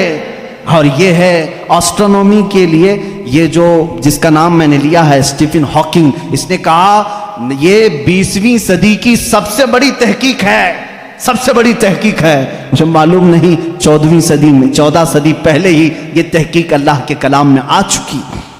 अजीज़ान गिरामी, और ये आपको बिग बैंग का जो मैंने बताया था फर्स्ट डे, आपने सुना होगा। इस जमाने में नहीं, बल्कि ये बिग बैंग का जो वो लाया है जिसने एस्ट्रोनॉमी में, जो सबसे पहले साइंसदान ने कहा कि पहले ये जमीन आसमान सब चीजें एक ही थी, एक बड़ा धमाका हुआ, उससे पूरी कायनात फैली। इनका अब जाकर के ये नजरिया हुआ कि एक बड़ा धमाका हुआ, उसके बाद सब चीजें अलग हो गई, चांद अलग हुआ, तारे अलग हुए और सूरज अलग हुआ, जमीन अलग, आसमान अलग। इस थ्योरी को कुरान ने खुद बयान किया है। अवलम यरल्लज़ीना कफरू अन्नस समावाति वल अर्द कानता रत्कन फफतकनाहुमा। अल्लाह फरमाता है, ए महबूब, क्या नहीं देखते वो काफिर अब भी इनकार कर रहे हैं, जमीन और आसमान मिले हुए थे, हमने उनको फाड़ करके अलग किया। फतकनाहुमा, फतक कहते हैं ऐसा जोर का धमाका होना और झटका देना जिससे सारी चीजें बिखर जाएं। और कुरान ने इस बिग बैंग का जिक्र किया है। यह और बात है कि इसकी तहकीकात और होती रहेंगी। एस्ट्रोलॉजी, जिसमें इल्म नुजूम है, उसके मुतालिक भी मैंने बताया था कि सितारों के मुतालिक ब्लैक होल का तज़किरा सूरह वाक़िया में मौजूद है। अल्लाह फरमाता है ला उक़सिमु बिमवाक़िन नुजूम, कसम है उन जगहों की जहां जाकर के सितारे फना हो जाते हैं, उसको आज साइंसदान ब्लैक होल कहते हैं। यह एस्ट्रोलॉजी है। और बोटानी जानते होंगे आप, इल्म नबातात, पौधों का इल्म, ये एक पूरा बाज़ाब्ता एग्रीकल्चर, इस पर तो यूनिवर्सिटियां कायम हैं जिसमें पौधों की नशोनुमा के मुतालिक तहकीकात होती हैं। और कुरान उसकी तमाम तफसीलात बता रहा है। वमिन कुल्लि समराति जअल फीहा ज़ौजैन इत्नैन, अल्लाह फरमाता है हर फल में हमने मेल और फीमेल रखा है। आज के साइंस कह रहा है हर दरख्त में मेल और फीमेल होते हैं। ये कुरान के वो उलूम है। बोटानी इस इल्म को कहते हैं ना, आप मेरे पास स्टूडेंट्स होंगे कोई एग्रीकल्चर के, दरख्तों के, पेड़ पौधों के मामलात के सिलसिले में कुरान की एक नहीं 10 आयतें मैं तुम्हारे सामने पेश करूंगा। इसके अलावा जूलॉजी, एस्ट्रोलॉजी के अलावा जूलॉजी जानवरों का इल्म, हैवानात का इल्म, इस इल्म पर भी आज करोड़ों डॉलर खर्च किए जाते हैं। जूलॉजी और एनिमल्स के ऊपर रिसर्च किए जाते हैं। जूलॉजी कुरान में बयान है। तुम्हें मालूम है वमा मिन दाब्बतिन फिल अर्दि वला ताइरिन यतीरु बिजनाहिही इल्ला उममुन अमसालुकुम। एक साइंसदान है, उस साइंसदान का नाम मैं तज़किरा नहीं कर रहा हूं, उसने सबसे पहले कहा जानवरों में भी इंसानों जैसी कुछ आदतें हैं, मैंने उन पर तहकीक की है। उस साइंसदान ने कहा, और रब ताला फरमाता है जमीन में कोई जानवर ऐसा नहीं और उड़ने वाले परिंदों में कोई ऐसा नहीं, इल्ला उममुन अमसालुकुम, वो सब के सब तुम्हारे जैसी सोसाइटी रखते हैं, तुम्हारे जैसी सोसाइटी, उनके खानदान होते हैं, उनके अपनी बिरादरियां होती हैं, एक ही खानदान के साथ उड़ते हैं, आते हैं, जाते हैं। ये परिंदों का मुआशरती मामला, ये जूलॉजी कहलाता है, आज की तहकीक में है और कुरान में मौजूद है। कुरान इस बात को पहले बता चुका है। सिर्फ परिंदों की बात नहीं मेरे अजीजों, उसके अलावा जो और भी इसमें है, कुरान पाक में चूंटियों का इल्म, एक साइंसदान है उसने कहा है कि चूंटियां बात करती हैं एक दूसरे को और ये सब एक दूसरे के कांटेक्ट में आकर के ही काम करती हैं। और कुरान कह रहा है सूरह नमल पूरी चूंटियों की आयत सूरह है। अल्लाह ताला फरमाता हत्ता इज़ा अतौ अला वादिन नमली क़ालत नमलतुन या अय्युहन नमलु दुखुलू मसाकिनकुम। जब सुलेमान अलैहिस्सलाम अपने लश्कर के साथ से गुजर रहे थे तो एक चूंटियों की वादी के पास आप आए, तो अल्लाह फरमाता है चूंटियों की जो बड़ी सरदार थी उसने सारी चूंटियों से कहा या अय्युहन नमलु दुखुलू मसाकिनकुम, ऐ चूंटियों जल्दी जल्दी अंदर दाखिल हो जाओ, कहीं सुलेमान अलैहिस्सलाम का लश्कर तुम्हें बेखबरी में रौंद न जाए। चूंटी बात कर रही है अपने तमाम अफसरों को या अपने सिपाहियों को, और ये कुरान कह रहा है। और आज इस पर रिसर्च करने वाले को बहुत बड़ा इनाम भी दिया गया है कि चूंटियां बात करती हैं। यह जूलॉजी में आता है, जानवरों पर रिसर्च करने वाले। शहद की मक्खी पर एक बंदा है जिसने रिसर्च किया और उसको नोबल इनाम मिला है, नोबल प्राइज मिला है। उसका नाम वाशविन इस तरह से कुछ है, उसको नोबल इनाम मिला है। उसने कहा ये मक्खी जो है जो छत्ते पर आती हैं, इनके अंदर एक कम्युनिकेशन होता है, इनके अंदर एक रईस होती है, एक मलिका होती है, सरदार होती है। पहले के जो किताबें हैं, शेक्सपियर की किताबें मशहूर हैं लिटरेचर में, इंग्लिश के शेक्सपियर की किताबों में शहद की मक्खी को मुज़क्कर बयान किया गया है। जैसे उसके बहुत सारे सिपाही होते हैं, एक उसमें सरदार होता है मक्खियों में। लेकिन ये 1975 में 1975 में एक साइंसदान ने तहकीक करके बताया शहद की मक्खियाँ कम्युनिकेशन करती हैं, एक दूसरे से रब्ता करती हैं और इनको एक मलिका होती है और वो ऑर्डर देती है और उसके ऑर्डर के एतबार से सब जाती हैं।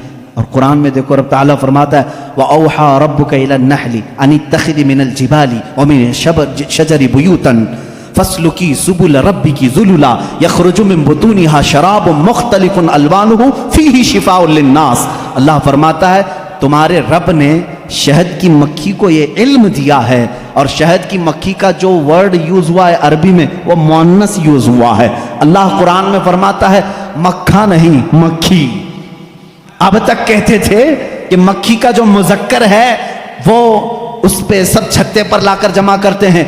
1975 में जूलॉजी इस علم کی تحقیق کرنے والے ماہر سائنسدان نے بتایا نہیں، ساری مکھیاں اس میں سے جو رئیس ہوتی ہے وہ بھی مؤنث ہوتی ہے، اس کے جتنے افسر ہوتے ہیں وہ بھی مؤنث ہوتے ہیں۔ قرآن اس میں مؤنث کے صیغے استعمال کر کے فرما رہا ہے شہد کی مکھی رئیس اپنے ہم نواؤں سے کہتی ہے جاؤ پھولوں کو چوز کر کے لاؤ، وہ آرڈر دیتی ہے اور اس کے بعد وہ لا کر کے اپنے تھوک کو جمع کرتی ہیں۔ اب یہ بھی اس نے 1975 میں یہ بھی ایجاد کیا، شہد کہاں سے نکلتا ہے، شہد کہاں سے نکلتا ہے؟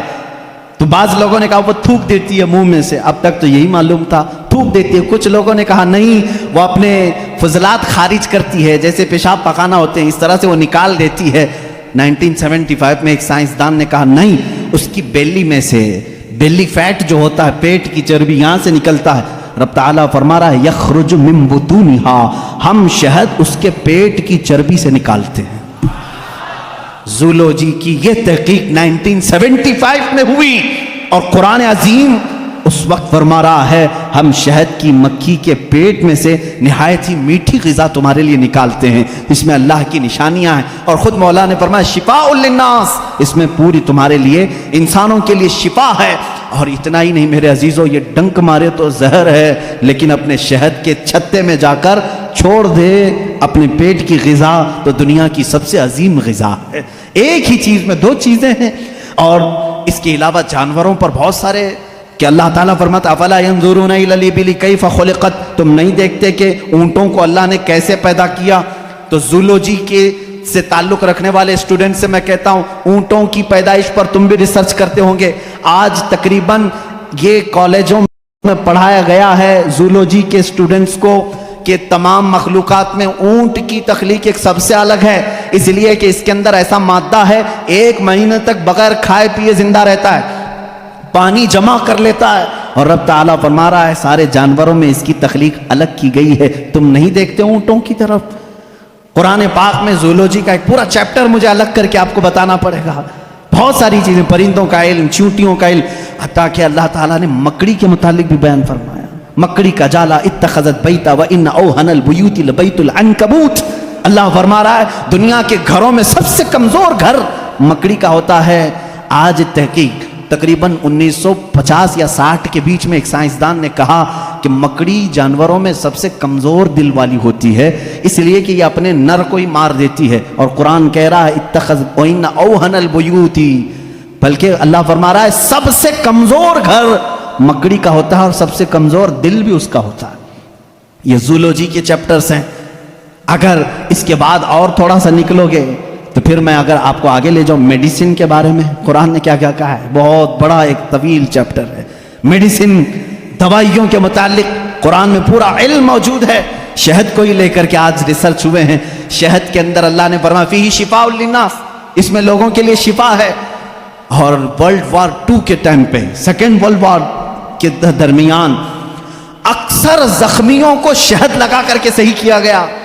آج بھی جو جدید ترقی یافتہ کنٹریز ہیں ان کے ہاں شہد پر ریسرچ ابھی بھی چل رہا ہے، اور انہوں نے کہا ہے کہ اس میں وٹامن کے پایا جاتا ہے جو کسی دوسری چیز میں ہوتا ہی نہیں ہے، یہ زخموں کو بہت جلدی ختم کر دیتا ہے اور زخموں پر فنگس آنے نہیں دیتا، انفیکشن آنے نہیں دیتا۔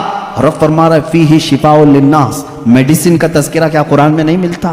میڈیکل کے اسٹوڈنٹس اور اگر آگے آئیں تو میں ایمبریالوجی کے متعلق بتاؤں آپ کو۔ ایمبریالوجی کیا ہے؟ یہ علم الجنین، بچے کی ولادت کے جو معاملات ہوتے ہیں اس کو ایمبریالوجی کہتے ہیں۔ ڈاکٹرز ہوں گے وہ سمجھیں گے ہماری بات کو۔ ایمبریالوجی ایک پورا کا پورا علم ہے، اور انہی کی باتوں سے میں آپ کو بتاؤں۔ ایمبریالوجی میں کہا گیا ہے کہ سب سے پہلے پانی کا ایک قطرہ مرد کے نطفے سے گا کر ماں کے رحم مادر میں جمع ہوتا ہے۔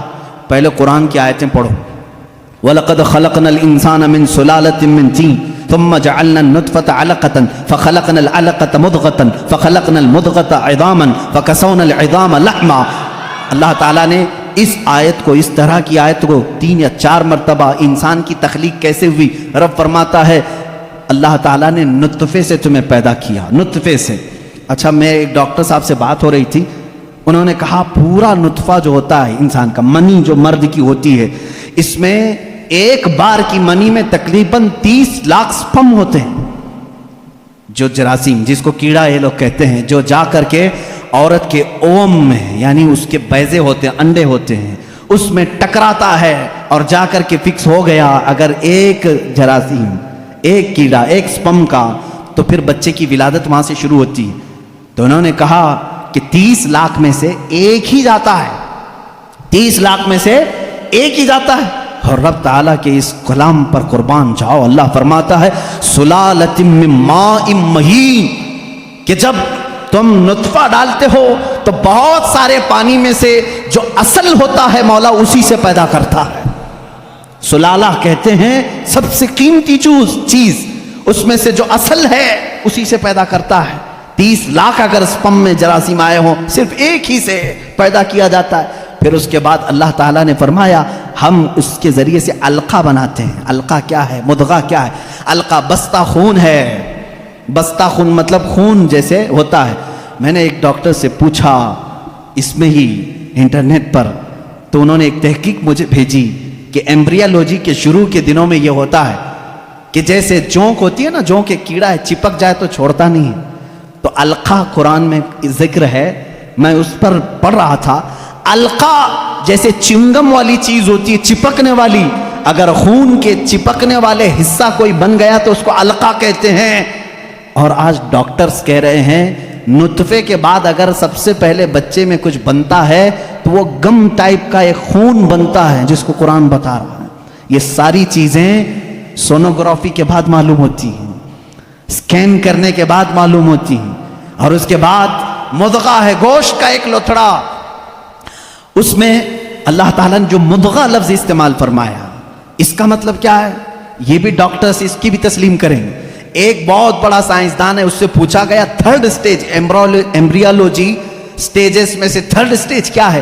تو اس نے ایک لمبا سا آٹا یا کچھ چنگم لیا، اس کو دانتوں میں رکھا، چبا کر کے دکھایا، ایک لمبا کیڑا اور اس پر دانتوں کے نشان، دانتوں کے نشان۔ ڈاکٹرز جب سکیننگ کریں گے تو ان کو یہ پتا چلے گا کہ پہلے ماں کے پیٹ میں ایک لمبی چیز بنی جس پر دانتوں کے نشان جیسے۔ قرآن نے مضغہ کہا۔ مضغہ کیا چیز ہے؟ جب عربی میں اس کا ترجمہ دیکھا گیا تو ایسی چیز جو لمبی ہڈی ہو اور اس میں جگہ جگہ سے کاٹا گیا ہو، مضغہ اس کو کہتے ہیں۔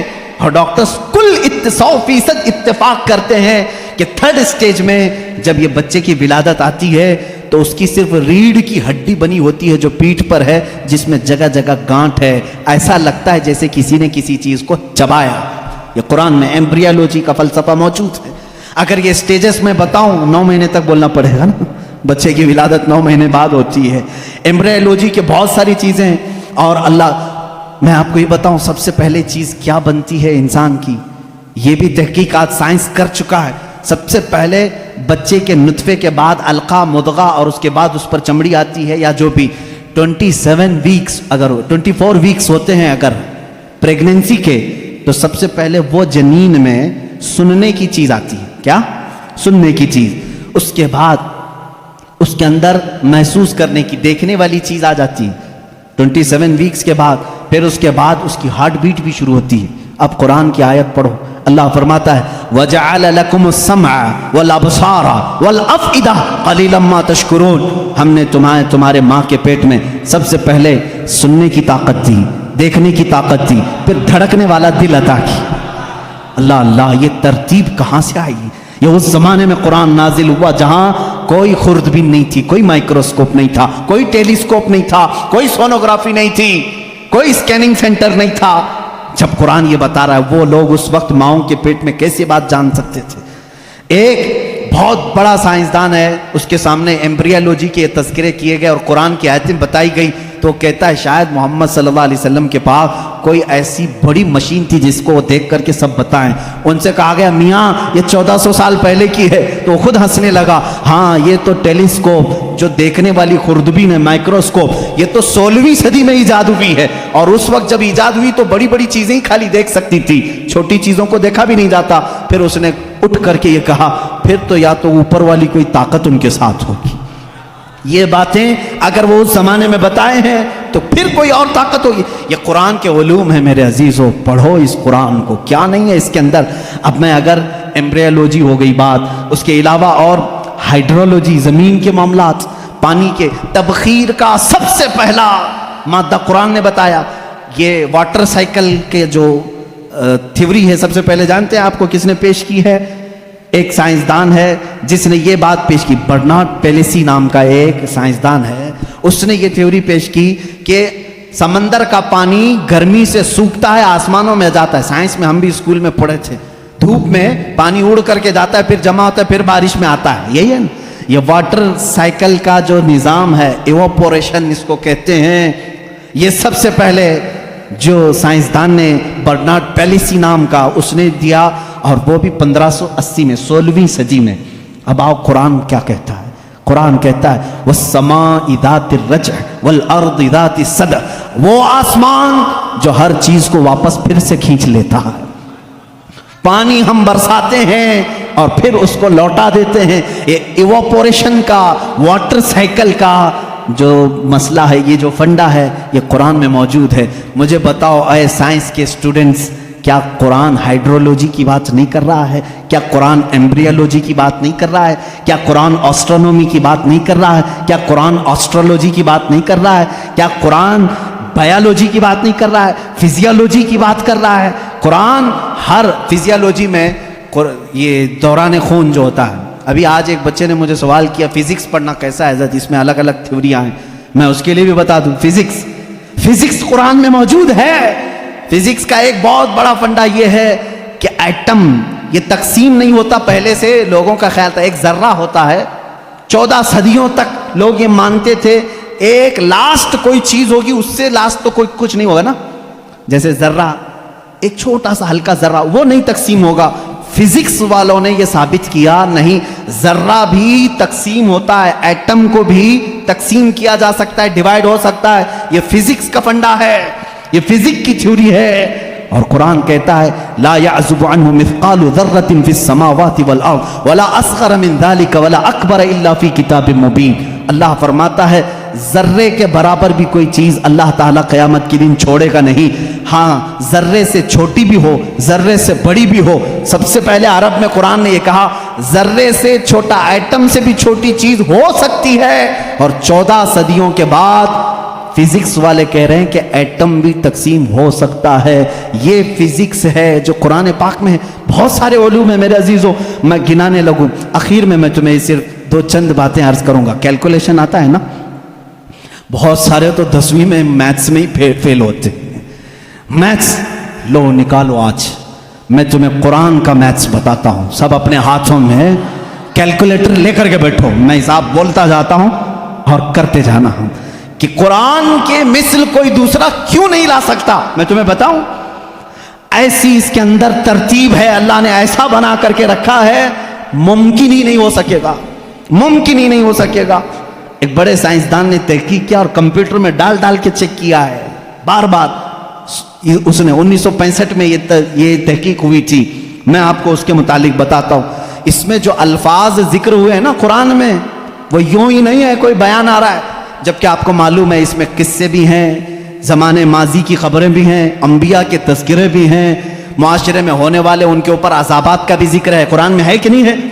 قرآن میں یوسف علیہ السلام کا قصہ ہے, موسیٰ علیہ السلام کا قصہ ہے, ایوب علیہ السلام کا قصہ ہے, ابراہیم علیہ السلام کا قصہ ہے, اسماعیل علیہ السلام کے ذبح ہونے کا قصہ ہے. یہ سب ہے نا. یہ کچھ قصے بیان کیے جا رہے ہیں اور اللہ تعالیٰ نے کچھ چیزوں کی فضیلت بیان کی, کچھ حلال بیان کیے, کچھ حرام بیان کیے. حرام چیزیں کیا کیا ہیں, حلال چیزیں کیا کیا ہیں, تمہیں کرنا کیا نہیں کرنا کیا, یہ پورا ٹاپک ہے قرآن کا. لیکن اس میں جو بھی ورڈ یوز ہوا ہے نا, وہ پورا کا پورا حساب کے کیلکولیشن سے فٹ بیٹھتا ہے.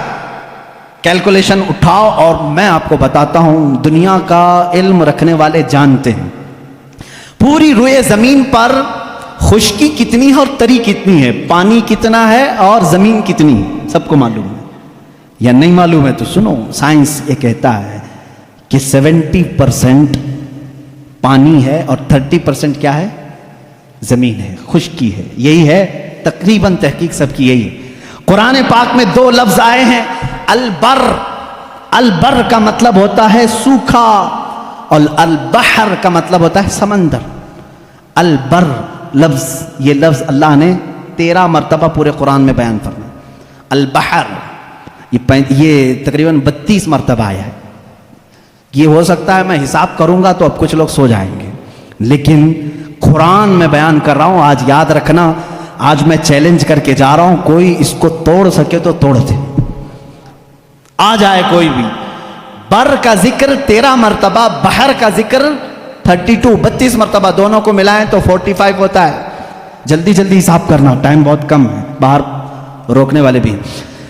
تو یہ دونوں 45 ہوتے ہیں. 100% اگر کائنات ہے، 100% اگر پوری دنیا ہے تو 100 کا پرسنٹیج نکالو 45 میں سے. 45 رکھو اور اس کے بعد 32.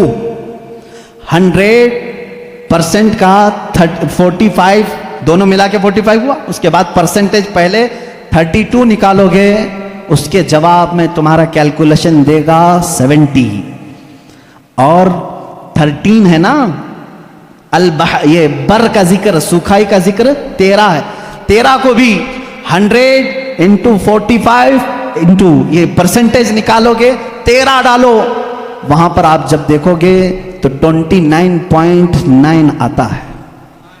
یعنی قرآن اپنے الفاظ میں بھی بیان کر رہا ہے کہ بر خشکی کا ذکر اللہ نے 30% مرتبہ فرمایا، بحر کا ذکر اللہ نے 70% مرتبہ فرمایا. یہ قرآن یوں ہی نہیں آیا ہے، اچانک نہیں آئی چیز.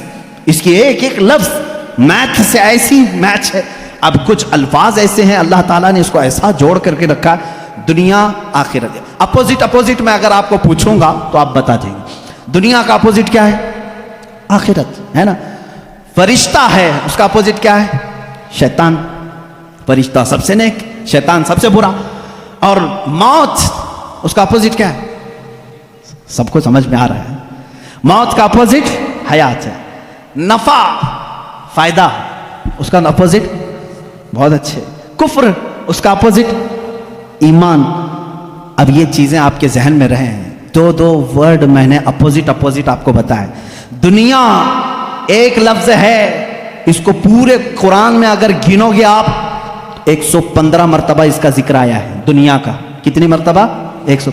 پورا قرآن اٹھا کر کے سورہ فاتحہ سے والناس تک اس کا اپوزٹ ورڈ ڈھونڈو گے آخرت، یہ بھی 115 مرتبہ ہی ذکر ہوا ہے. اور اس کے بعد آگے جاؤ گے، شیطان کو کل 88 مرتبہ ذکر کیا گیا ہے، شیطان کا لفظ. اور اس کا اپوزٹ اگر ملائکہ پورے قرآن میں ڈھونڈو گے تو صرف 88 مرتبہ ہی ملے گا. نفع کو اگر تم پورے قرآن میں ڈھونڈو گے تو تقریباً 50 مرتبہ اللہ نے ذکر کیا. اس کے بدلے میں جو فساد ہے، شر ہے، اس کا بھی آپ دیکھو گے تو 50 ہی مرتبہ ذکر ہے. قرآن یوں ہی نہیں آیا، میتھس کا ایک ایسا ربط ہے کہ توڑ نہیں سکو گے.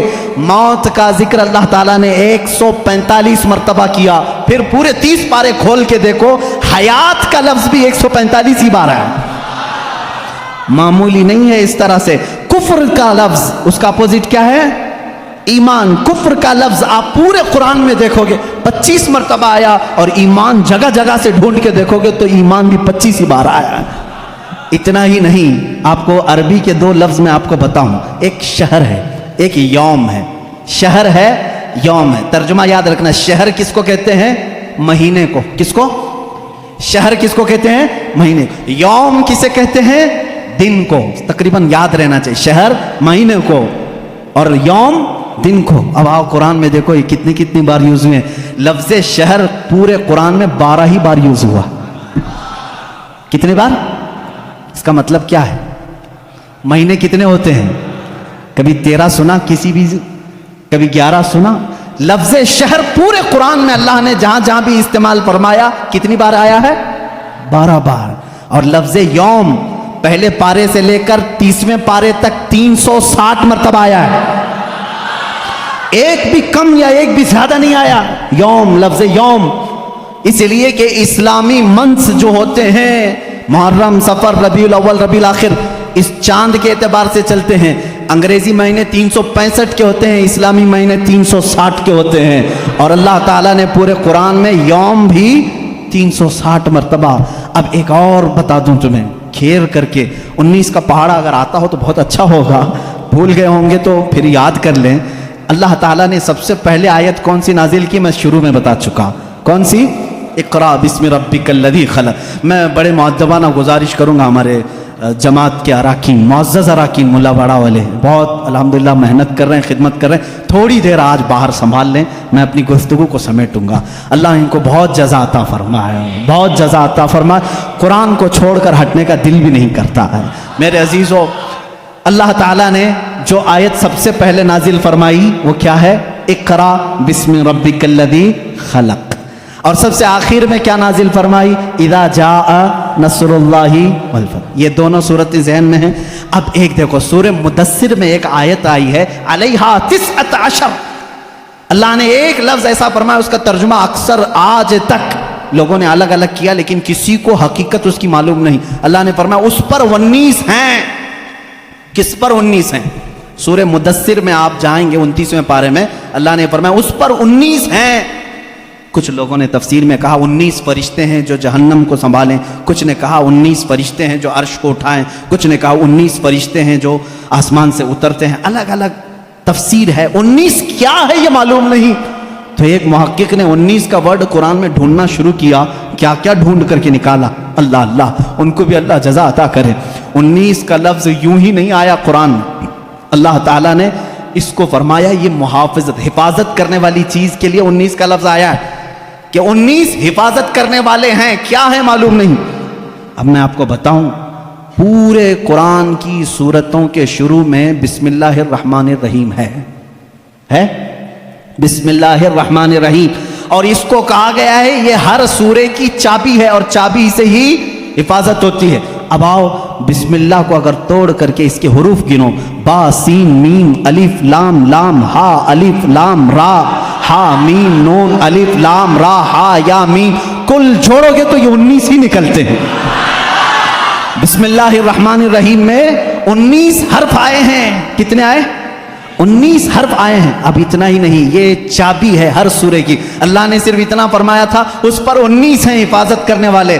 کیا ہیں؟ ابھی ڈھونڈتے جاؤ، ابھی ڈھونڈتے جاؤ، 19 اور ملے گا تمہیں۔ بسم اللہ الرحمن الرحیم، اس کے پورے کل حروف کتنے ہیں؟ 19 ہیں۔ اب اتنا ہی نہیں، ہر سورے کے شروع میں یہ چابی رکھی گئی ہے حفاظت کی، 19 اس کے اندر ہیں۔ اب اس میں سے ایک ایک حرف کو میں الگ، ایک ایک لفظ کو الگ کرتا ہوں۔ اسم ہو گیا، اللہ ہو گیا، رحمان ہو گیا، رحیم ہو گیا۔ اب میں نے اس کو بھی تلاش کیا قرآن پاک میں، لفظ اسم قرآن میں کتنی بار آیا ہے، لفظ اللہ قرآن میں کتنی بار آیا ہے، لفظ رحمان قرآن میں کتنی بار آیا ہے، لفظ رحیم قرآن میں کتنی بار آیا ہے۔ تو جانتے ہیں بسم اللہ کے ایک ایک حرف کو آپ نے الگ کیا تھا تو کتنے ہوئے تھے؟ با سین میم، یہ سب کتنے ہوئے تھے؟ 19 ہوئے تھے۔ اب لفظ اسم کو پورے قرآن میں ڈھونڈو گے، اسم پورے قرآن میں صرف 19 بار آیا ہے۔ پورے قرآن میں کتنی بار آیا ہے؟ میتھس والے اٹھاؤ کیلکولیٹر، آگے چلو۔ لفظ رحمان قرآن میں 57 مرتبہ آیا۔ کتنے؟ 57۔ میں پارا پڑھتا ہوں، 19 1 19 19 2 38 19 3 57۔ یہ 57 19 کو 3 بار ضرب دو گے 57 ہوں گے۔ 19 کا عدد لفظ رحمان میں بھی موجود ہے۔ لفظ رحیم پورے قرآن میں 114 مرتبہ ہے۔ کتنے؟ 114 مرتبہ۔ 19 کا پارا پھر پڑھو، اس کو ڈیوائیڈ کر کے دیکھنا 114 سے۔ 19 1 19 19 2 38 19 3 57 19 چوک 76 یا 78 78 جو بھی 19 اور 5 95 19 چھکے جو 6 ہو 19 6 114 ہوتا ہے 114۔ اگر 19 کو 6 بار ضرب دو گے 114 نکلے گا۔ 19 کے ہر لفظ سے کہیں نہیں جانا ہے تمہیں۔ لفظ رحمان بھی 114 مرتبہ آیا، لفظ رحیم اور لفظ اللہ 2699 مرتبہ آیا۔ اور اس کو بھی تم اگر ڈیوائیڈ کرو گے 142 کو اگر ڈیوائیڈ کر دیے 19 سے تو 142 مرتبہ اگر پڑھو گے تو یہی عدد تمہیں نکل کے آئے گی 2699 مرتبہ۔ اتنا ہی نہیں، 19 کا عدد یہیں ختم نہیں ہوتا، 19 کا عدد یہاں ختم نہیں ہوتا۔ پورے قرآن کی کتنی سورتیں ہیں؟ 114۔ کتنی ہیں؟ اور 19 سے ڈیوائیڈ کر کے دیکھو اس کو، 19 پنجے 95 19 چھکے 114۔ یہ سورتیں بھی 19 پر ہیں، یہ ایسی چابی ہے۔ اب آؤ سب سے پہلے کون سی سورہ؟ کون سی سورہ؟ سورہ اقرا بسم ربک الذی خلق، ٹھیک ہے نا؟ کتنی آیتیں نازل ہوئی تھی؟ 5 آیتیں. اس کو میں بعد میں بتاتا ہوں. اس سے پہلے ایک اور، لیلۃ القدر کو دیکھو اللہ نے کیسے بیان کیا. ہم سب لیلۃ القدر، شب قدر کب مناتے ہیں؟ کب مناتے ہیں؟ 27 رمضان کو نا. تقریباً دنیا میں اکثر لوگ 27 رمضان کو کیا مناتے ہیں؟ لیلۃ القدر. عربی میں شب قدر کو کیا کہتے ہیں؟ لیلۃ القدر. یہ سورہ آئی ہے 30ویں پارے میں، انا انزلناہ فی لیلۃ القدر وما ادراک ما لیلۃ القدر لیلۃ القدر خیر من الف شہر. اس ایک سورہ میں لیلۃ القدر کا ورڈ 3 بار یوز ہوا ہے. کتنی بار؟ 3 بار. ذہن میں ہے نا؟ لیلۃ القدر، شب قدر، شب قدر، شب قدر 3 بار یوز ہوا ہے. اب آؤ لیلۃ القدر کو میں حرف الگ الگ کرتا ہوں. لیلۃ القدر کو پورا توڑ کر کے الگ الگ حرف کرتا ہوں. لیلۃ القدر میں کتنے حرف ہیں؟ لام، یا، لام، تا، الف، لام، قاف، دال، را. کتنے ہوئے؟ 9. ایک لیلۃ القدر میں کتنے لفظ آئے؟ 9. اور یہ لیلۃ القدر کتنی بار یوز ہوا؟ 3 بار.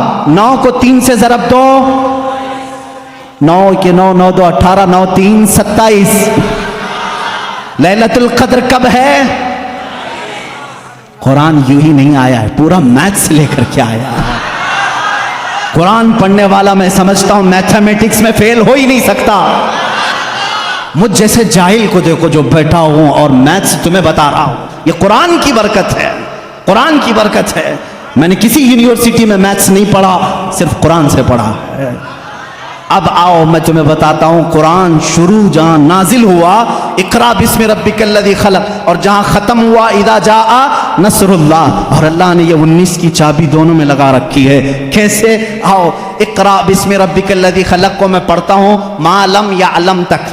کہاں تک؟ ما لم یعلم. اپنی انگلیوں سے گنتے رہنا، گنتے رہنا. میں ایک ایک حرف گنتا جا رہا ہوں. اقرا بسم ربک الذی خلق، خلق الانسان من علق، اقرا وربک الاکرم الذی علم بالقلم، علم الانسان ما لم یعلم. ٹوٹل کتنے ہوئے؟ کتنے ہوئے؟ اقرا سے لے کر کے ما لم یعلم تک ایک ایک ورڈ میں نے گنا. کتنے آئے؟ 19 آئے. یہ سب سے پہلے نازل ہونے والی آیتیں ہیں. چلو اذا جاء میں چلتے ہیں.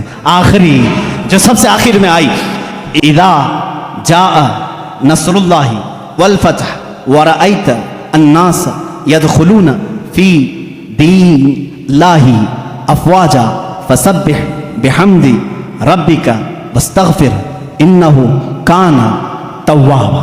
19 لفظ اس میں بھی آتے. کتنے آتے ہیں؟ پھر سے جوڑنا اذا کو. یہ ایک ایک حرف ایک ایک لفظ ہے عربی میں. اذا ایک الگ چیز ہے، جا الگ ہے، نصر الگ ہے، اللہ الگ ہے، والفتح الگ ہے، ورأیت الگ ہے، الناس الگ ہے، يدخلون الگ ہے، فی الگ ہے، دین الگ ہے، اللہ الگ ہے، افواجا الگ ہے. اس کے بعد فی دین اللہ افواجا، فسبح الگ ہے، بحمد الگ ہے، ربی کا الگ ہے، واستغفر الگ ہے، انہو الگ ہے، کانا الگ ہے، تواب الگ ہے. پورے ٹوٹل کتنے ہوئے؟ قرآن پاک کی اترنے والی سورہ اقرا بسم ربک، اس میں 19 لفظ پہلے اتارا. جب ختم کرنا ہوا تب بھی 19 لفظ. یہ ایسی چابی ہے، اس کے فنڈے میں تم کھو کے رہ جاؤ گے، نکال نہیں پاؤ گے.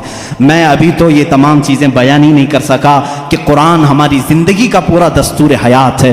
جب تمہارے گھر میں بچے کی ولادت ہو تو قرآن کہتا ہے نام رکھو. نام رکھنے کی ترتیب، تمہیں کسی بھی اور لا کی ضرورت نہیں. میں سارے لا تمہیں بتا کر کے جاتا ہوں. آج قرآن جینے کا سلیقہ کیسے دیکھتا ہے.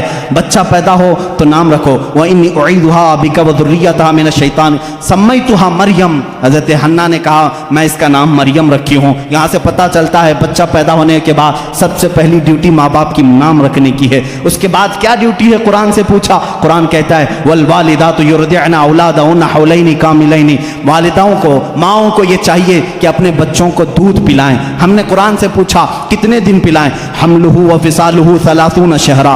حمل اور اس کو چھڑانا، دودھ کی پوری مقدار 30 مہینے ہے، جس میں سے کم 6 مہینے प्रेगनेंसी के है, 24 महीने दूध पिलाने की मुद्दत है। कुरान ने ये दूध पिलाने की अय्याम रज़ाअत बताई। उसके बाद फिर पूछा बच्चा जब बड़ा हो जाए तो क्या कहा जाए? कहा बाप को चाहिए कि वो नसीहत करे। पूरा सूरह लुक़मान पढ़ो, या बुनय्या इन्नहा इन तक मिस्काल हब्बतिन मिन खरदलिन फतकुन फी सखरतिन औ फी समा औ फिल अर्द याति बिहा अल्लाह। बच्चों को नसीहत करो, ऐ बेटा गुनाह करोगे जर्रे के बराबर भी हो तो अल्लाह ताला तुम्हें वो क़यामत के दिन दिखाएगा। बाप ये बच्चे को समझाए अक़िमिस सलात वअमर बिल मारूफ वन्हा अनिल मुनकर वस्बिर अला मा असाबक। बाप अपने बच्चे को तरबियत ये करे। कुरान सिखा रहा है, मैं पूरी जिंदगी बता करके जाऊंगा, ऐ बेटा नमाज पढ़, बुराइयों से रुक, अच्छाइयों की बात कर, और जो भी मुसीबत आए उस पर सब्र कर। और बाप क्या समझाए बच्चे को? वला तुसइर खद्दक लिन्नास वला तमशी फिल अर्द मरहा। जब बात करे किसी के साथ मुंह टेढ़ा करके बात मत करना, अदब भी कुरान सिखा रहा है। और फिर कुरान कहता है बाप अपने बच्चे को यह समझाए कभी भी जमीन पर अकड़ करके मत चलना, कभी किसी को बुलंद आवाज से बात मत करना, कभी किसी के साथ छीमी गोइयां इस तरह न करना कि तीसरा शक में मुब्तला हो जाए। ये तरबियत है। इतना ही नहीं, फिर बच्चे को क्या समझाया कुरान ने, माँ बाप के साथ क्या करे? कुरान कहता है हमने फैसला कर दिया, क़दा रब्बुका अल्ला तअबुदू इल्ला इय्याह व बिल वालिदैनि इहसाना इम्मा यबलुगन्ना इंदकल किबर अहदुहुमा औ किलाहुमा फला तकुल लहुमा उफ़्फ़िन वला तनहरहुमा।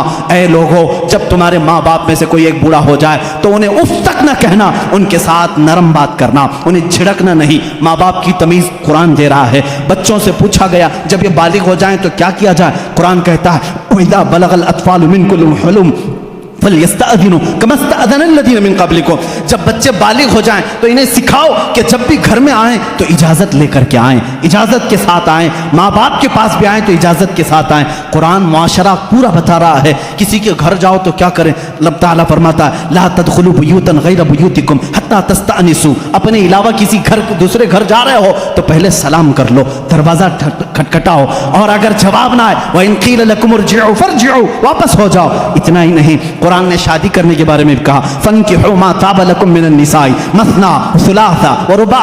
जब तुम बड़े हो जाओ, इस्तिताअत हो, तो तुम निकाह करो। जो तुम्हें अच्छी औरत लगे, 2 कर सकते हो, 3 कर सकते हो, 4 कर सकते हो। तुम्हारे लिए कुरान ने शादी का निज़ाम बताया। और उसके बाद अल्लाह ने ये नहीं फरमाया कि करके छोड़ देना। कुरान ये कहता है इन यकूनु फुक़रा युग़निहिमुल्लाहु मिन फ़ज़ली। तुम निकाह करके लाओ, अगर तुम फ़कीर हो तो मैं तुम्हें गनीम कर दूंगा। शादी का निज़ाम होने के बाद क्या अल्लाह अल्लाह ही करता रहे, सिर्फ नमाज ही पढ़ता रह जाए? नहीं, कुरान ने कहा फ़इज़ा क़ुदियतिस सलातु फंतशिरू फ़िल अर्द वब्तगू मिन फ़ज़लिल्लाह। जब नमाज हो जाए बाहर निकलो, रोज़ी तलाश करो। हलाल रोज़ी तलाश करना नमाज के बाद सबसे बड़ा फ़र्ज़ काम है। तुम्हें कहा तिजारत करो, तिजारत करो और एक दूसरे के साथ मामलात करें। तो हमने कुरान से पूछा तिजारत कैसे करें? रब ताला फरमाता है या अय्युहल्लज़ीना आमनू इज़ा तदायनतुम बिदैनिन इला अजलिन मुसम्मन फक्तुबू। जब तुम किसी के साथ मामलात करो तो लिख लिया करो। अगर लिखना नहीं आता, किसी और को बिठा करके उसे गवाह बनाओ, उससे लिखवा करके तिजारत करो। इतना ही नहीं, कर्ज के मामलात आए उसके लिए कुरान कह रहा है तिजारत के मामलात में कुरान ने कितना नफा ले सकते हो, कितना ले नहीं सकते, ये सब चीजें बता रहा है। अब आओ वो मामलात जो तुम्हारे जिंदगी में आते हैं, बुराइयां, जैसे कुरान तुम्हारी आंखों पर पाबंदी लगा कर कह रहा है कुल्लिल मुमिनीना यगुद्दू मिन अब्सारिहिम व यहफ़ज़ू फुरूजहुम। ऐ महबूब आप मोमिनों से कह दें अपनी आंखें नीची रखें, अपनी शर्मगाह की हिफाजत करें। औरतों को रब ताला फरमा रहा है ऐ औरतें अपनी निगाहें नीची रखें, अपने बदन को किसी के सामने जाहिर ना करें। हाँ, अगर तुम बेपर्दा हो सकती हो, इल्ला लिबुउलतिहिन्ना औ आबाइहिन्ना औ इख्वानिहिन्ना औ बनी अख्वातिहिन्ना औ निसाइहिन्ना। सिर्फ तुम अपने शोहरों के पास, अपने बाप के पास, अपने भाइयों के पास, अपने भतीजों के पास, अपने भांजों के पास, उनके पास तुम बेपर्दा आ सकती हो। औरतों को ये मुआशरती सुलूक बता रहा है। हमने पूछा कुरान से शोहर और बीवी का आपस का ताल्लुक क्या होना चाहिए, कैसा होना चाहिए? कुरान कहता है हुन्ना लिबासुल लकुम व अंतुम लिबासुल लहुन। वो तुम्हारा लिबास है और तुम इनके लिबास हो। लिबास एक दूसरे के बदन को छुपाता है, मर्द औरतों के ऐबों को छुपाए, औरत अपने मर्दों के राजों को छुपाए। यही एक कामयाब जिंदगी की अलामत है। कुरान इतनी ही बात पर खत्म नहीं करता, बल्कि तुम्हें दुनिया में कितनी चीज लेना चाहिए, कितनी चीज छोड़ना चाहिए, वो भी कुरान कहता है। औलाद कहीं तुम्हें रब के साथ आने से फितना ना बन जाए, माल तुम्हारे लिए फितना ना बन जाए, इससे इतना ही लगाव रखना जैसे समंदर में कश्ती तैरती है, सलामती से निकलती है। ये दुनिया समंदर है, तुम कश्ती में हो। अगर समंदर कश्ती में आ गया, पानी अंदर आ गया तो क्या होगा? डूब जाएगी। इसी तरह तुम दुनिया में खा पी करके चलो, अगर दुनिया तुम्हारे अंदर आ गई ڈوب جاؤ گے.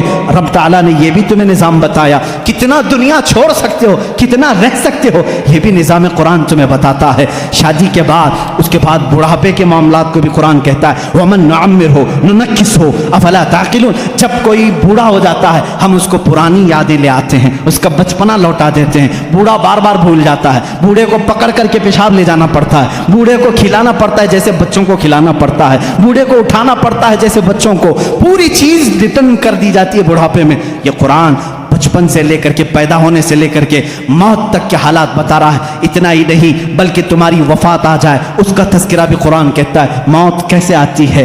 ایسے کہ اگر تم دیکھو فرشتوں کو تو وہ پیشانیوں پر مارتے ہیں, پیٹھ پر مارتے ہیں, روح کو نکالتے ہیں, لیکن اچھے لوگوں کے ساتھ نہیں, کفار کے ساتھ. اور جب اچھے لوگوں کی موت آتی ہے میرا مولا فرماتا ہے, میں پکار کر کہتا ہوں یا ایتھا النفس المطمئنہ ارجعی الی ربک راضیۃ مرضیہ فادخلی فی عبادی وادخلی جنتی. میں کہتا ہوں اے پاکیزہ جان کے مالک آ جا, میں بھی تجھ سے راضی ہوں, تو بھی مجھ سے راضی ہے, میرے بندوں میں شامل ہو جا, میری جنت میں داخل ہو جا. یہ موت تک کا تذکرہ ہو گیا. اور اس کے بعد جب قبروں پر دفن کراتے ہو وہاں بھی قرآن تمہارا ساتھ نہیں چھوڑتا, بلکہ کہتا ہے الہاکم التکاثر حتی زرتم المقابر. اے لوگوں تمہیں دنیا کہیں غافل نہ کر دے, تم جاؤ قبروں کی زیارت کرو, دیکھا کرو. وہ آج بڑی طاقت کے باوجود بھی بے حس لیٹے ہوئے ہیں, تمہیں قبروں کی زیارت تک کی بات بتا رہا ہے.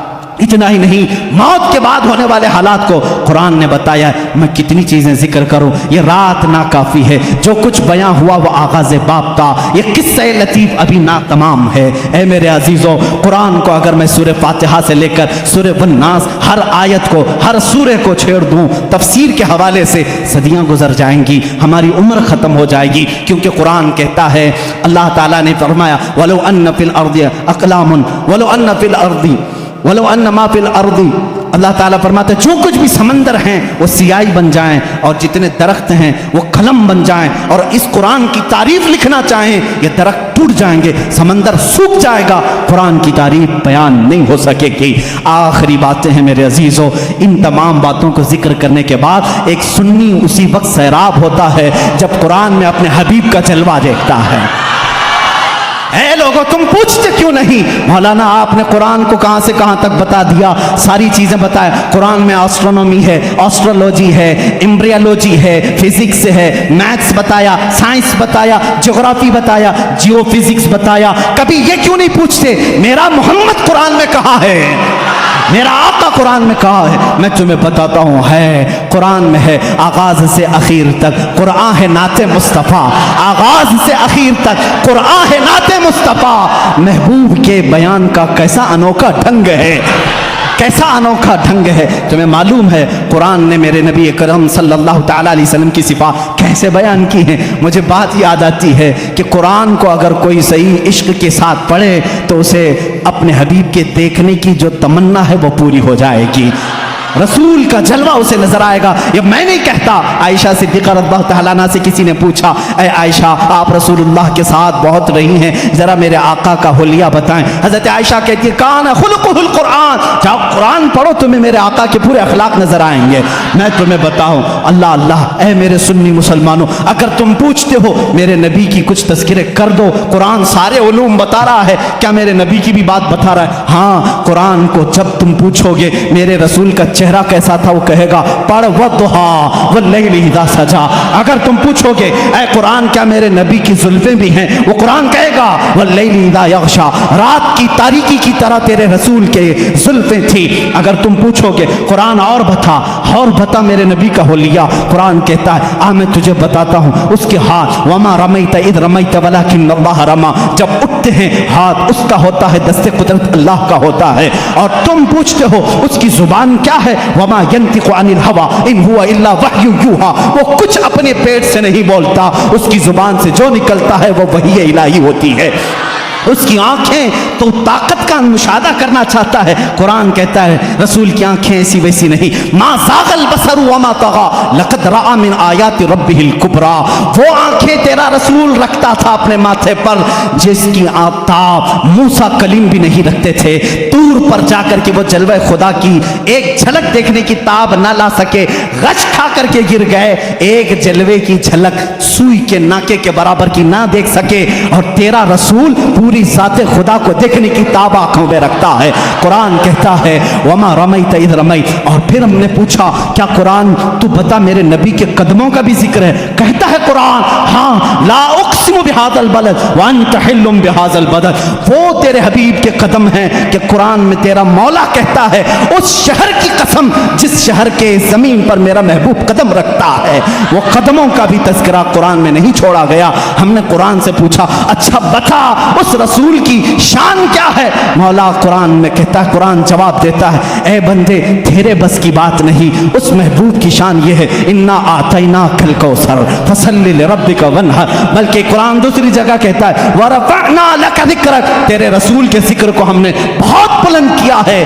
تو جو چاہے میرے عزیزو کسی کے چاہنے سے, تو گھٹائے سے کسی کے نہ گھٹا ہے نہ گھٹے گا. یا رسول اللہ جب بڑھائے تجھے میرا اللہ تعالیٰ تیرا. عزیزان گرامی قرآن نے ایک ایک نقش پاک میرے آقا کے بیان کیے ہیں. اسی لیے شاعر نے کیا سچ کہا ہے, آغاز سے اخیر تک قرآن ہے نعت مصطفیٰ. محبوب کے بیان کا کیسا انوکھا ڈھنگ ہے.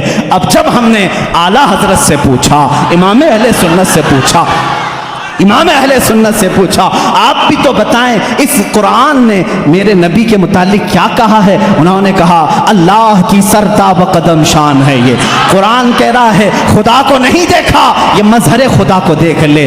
انسان نہیں انسان, وہ انسان ہے. یہ قرآن کہتا ہے ایسا انسان آیا ہی نہیں. پھر اعلیٰ حضرت فرماتے ہیں ایمان یہ کہتا ہے, قرآن یہ کہتا ہے اللہ کی سرتاب قدم شان ہے. انسان نہیں انسان, وہ انسان ہے. یہ قرآن انہیں ایمان بتاتا ہے. قرآن کیا کہتا ہے ان کی محبت ہی عین ایمان ہے. اور جب ہم نے ایمان سے پوچھا تو بتا رسول کا درجہ کیا ہے, ایمان یہ کہتا ہے میری جان ہے. یہ وآخر دعوانا الحمدللہ رب العالمین.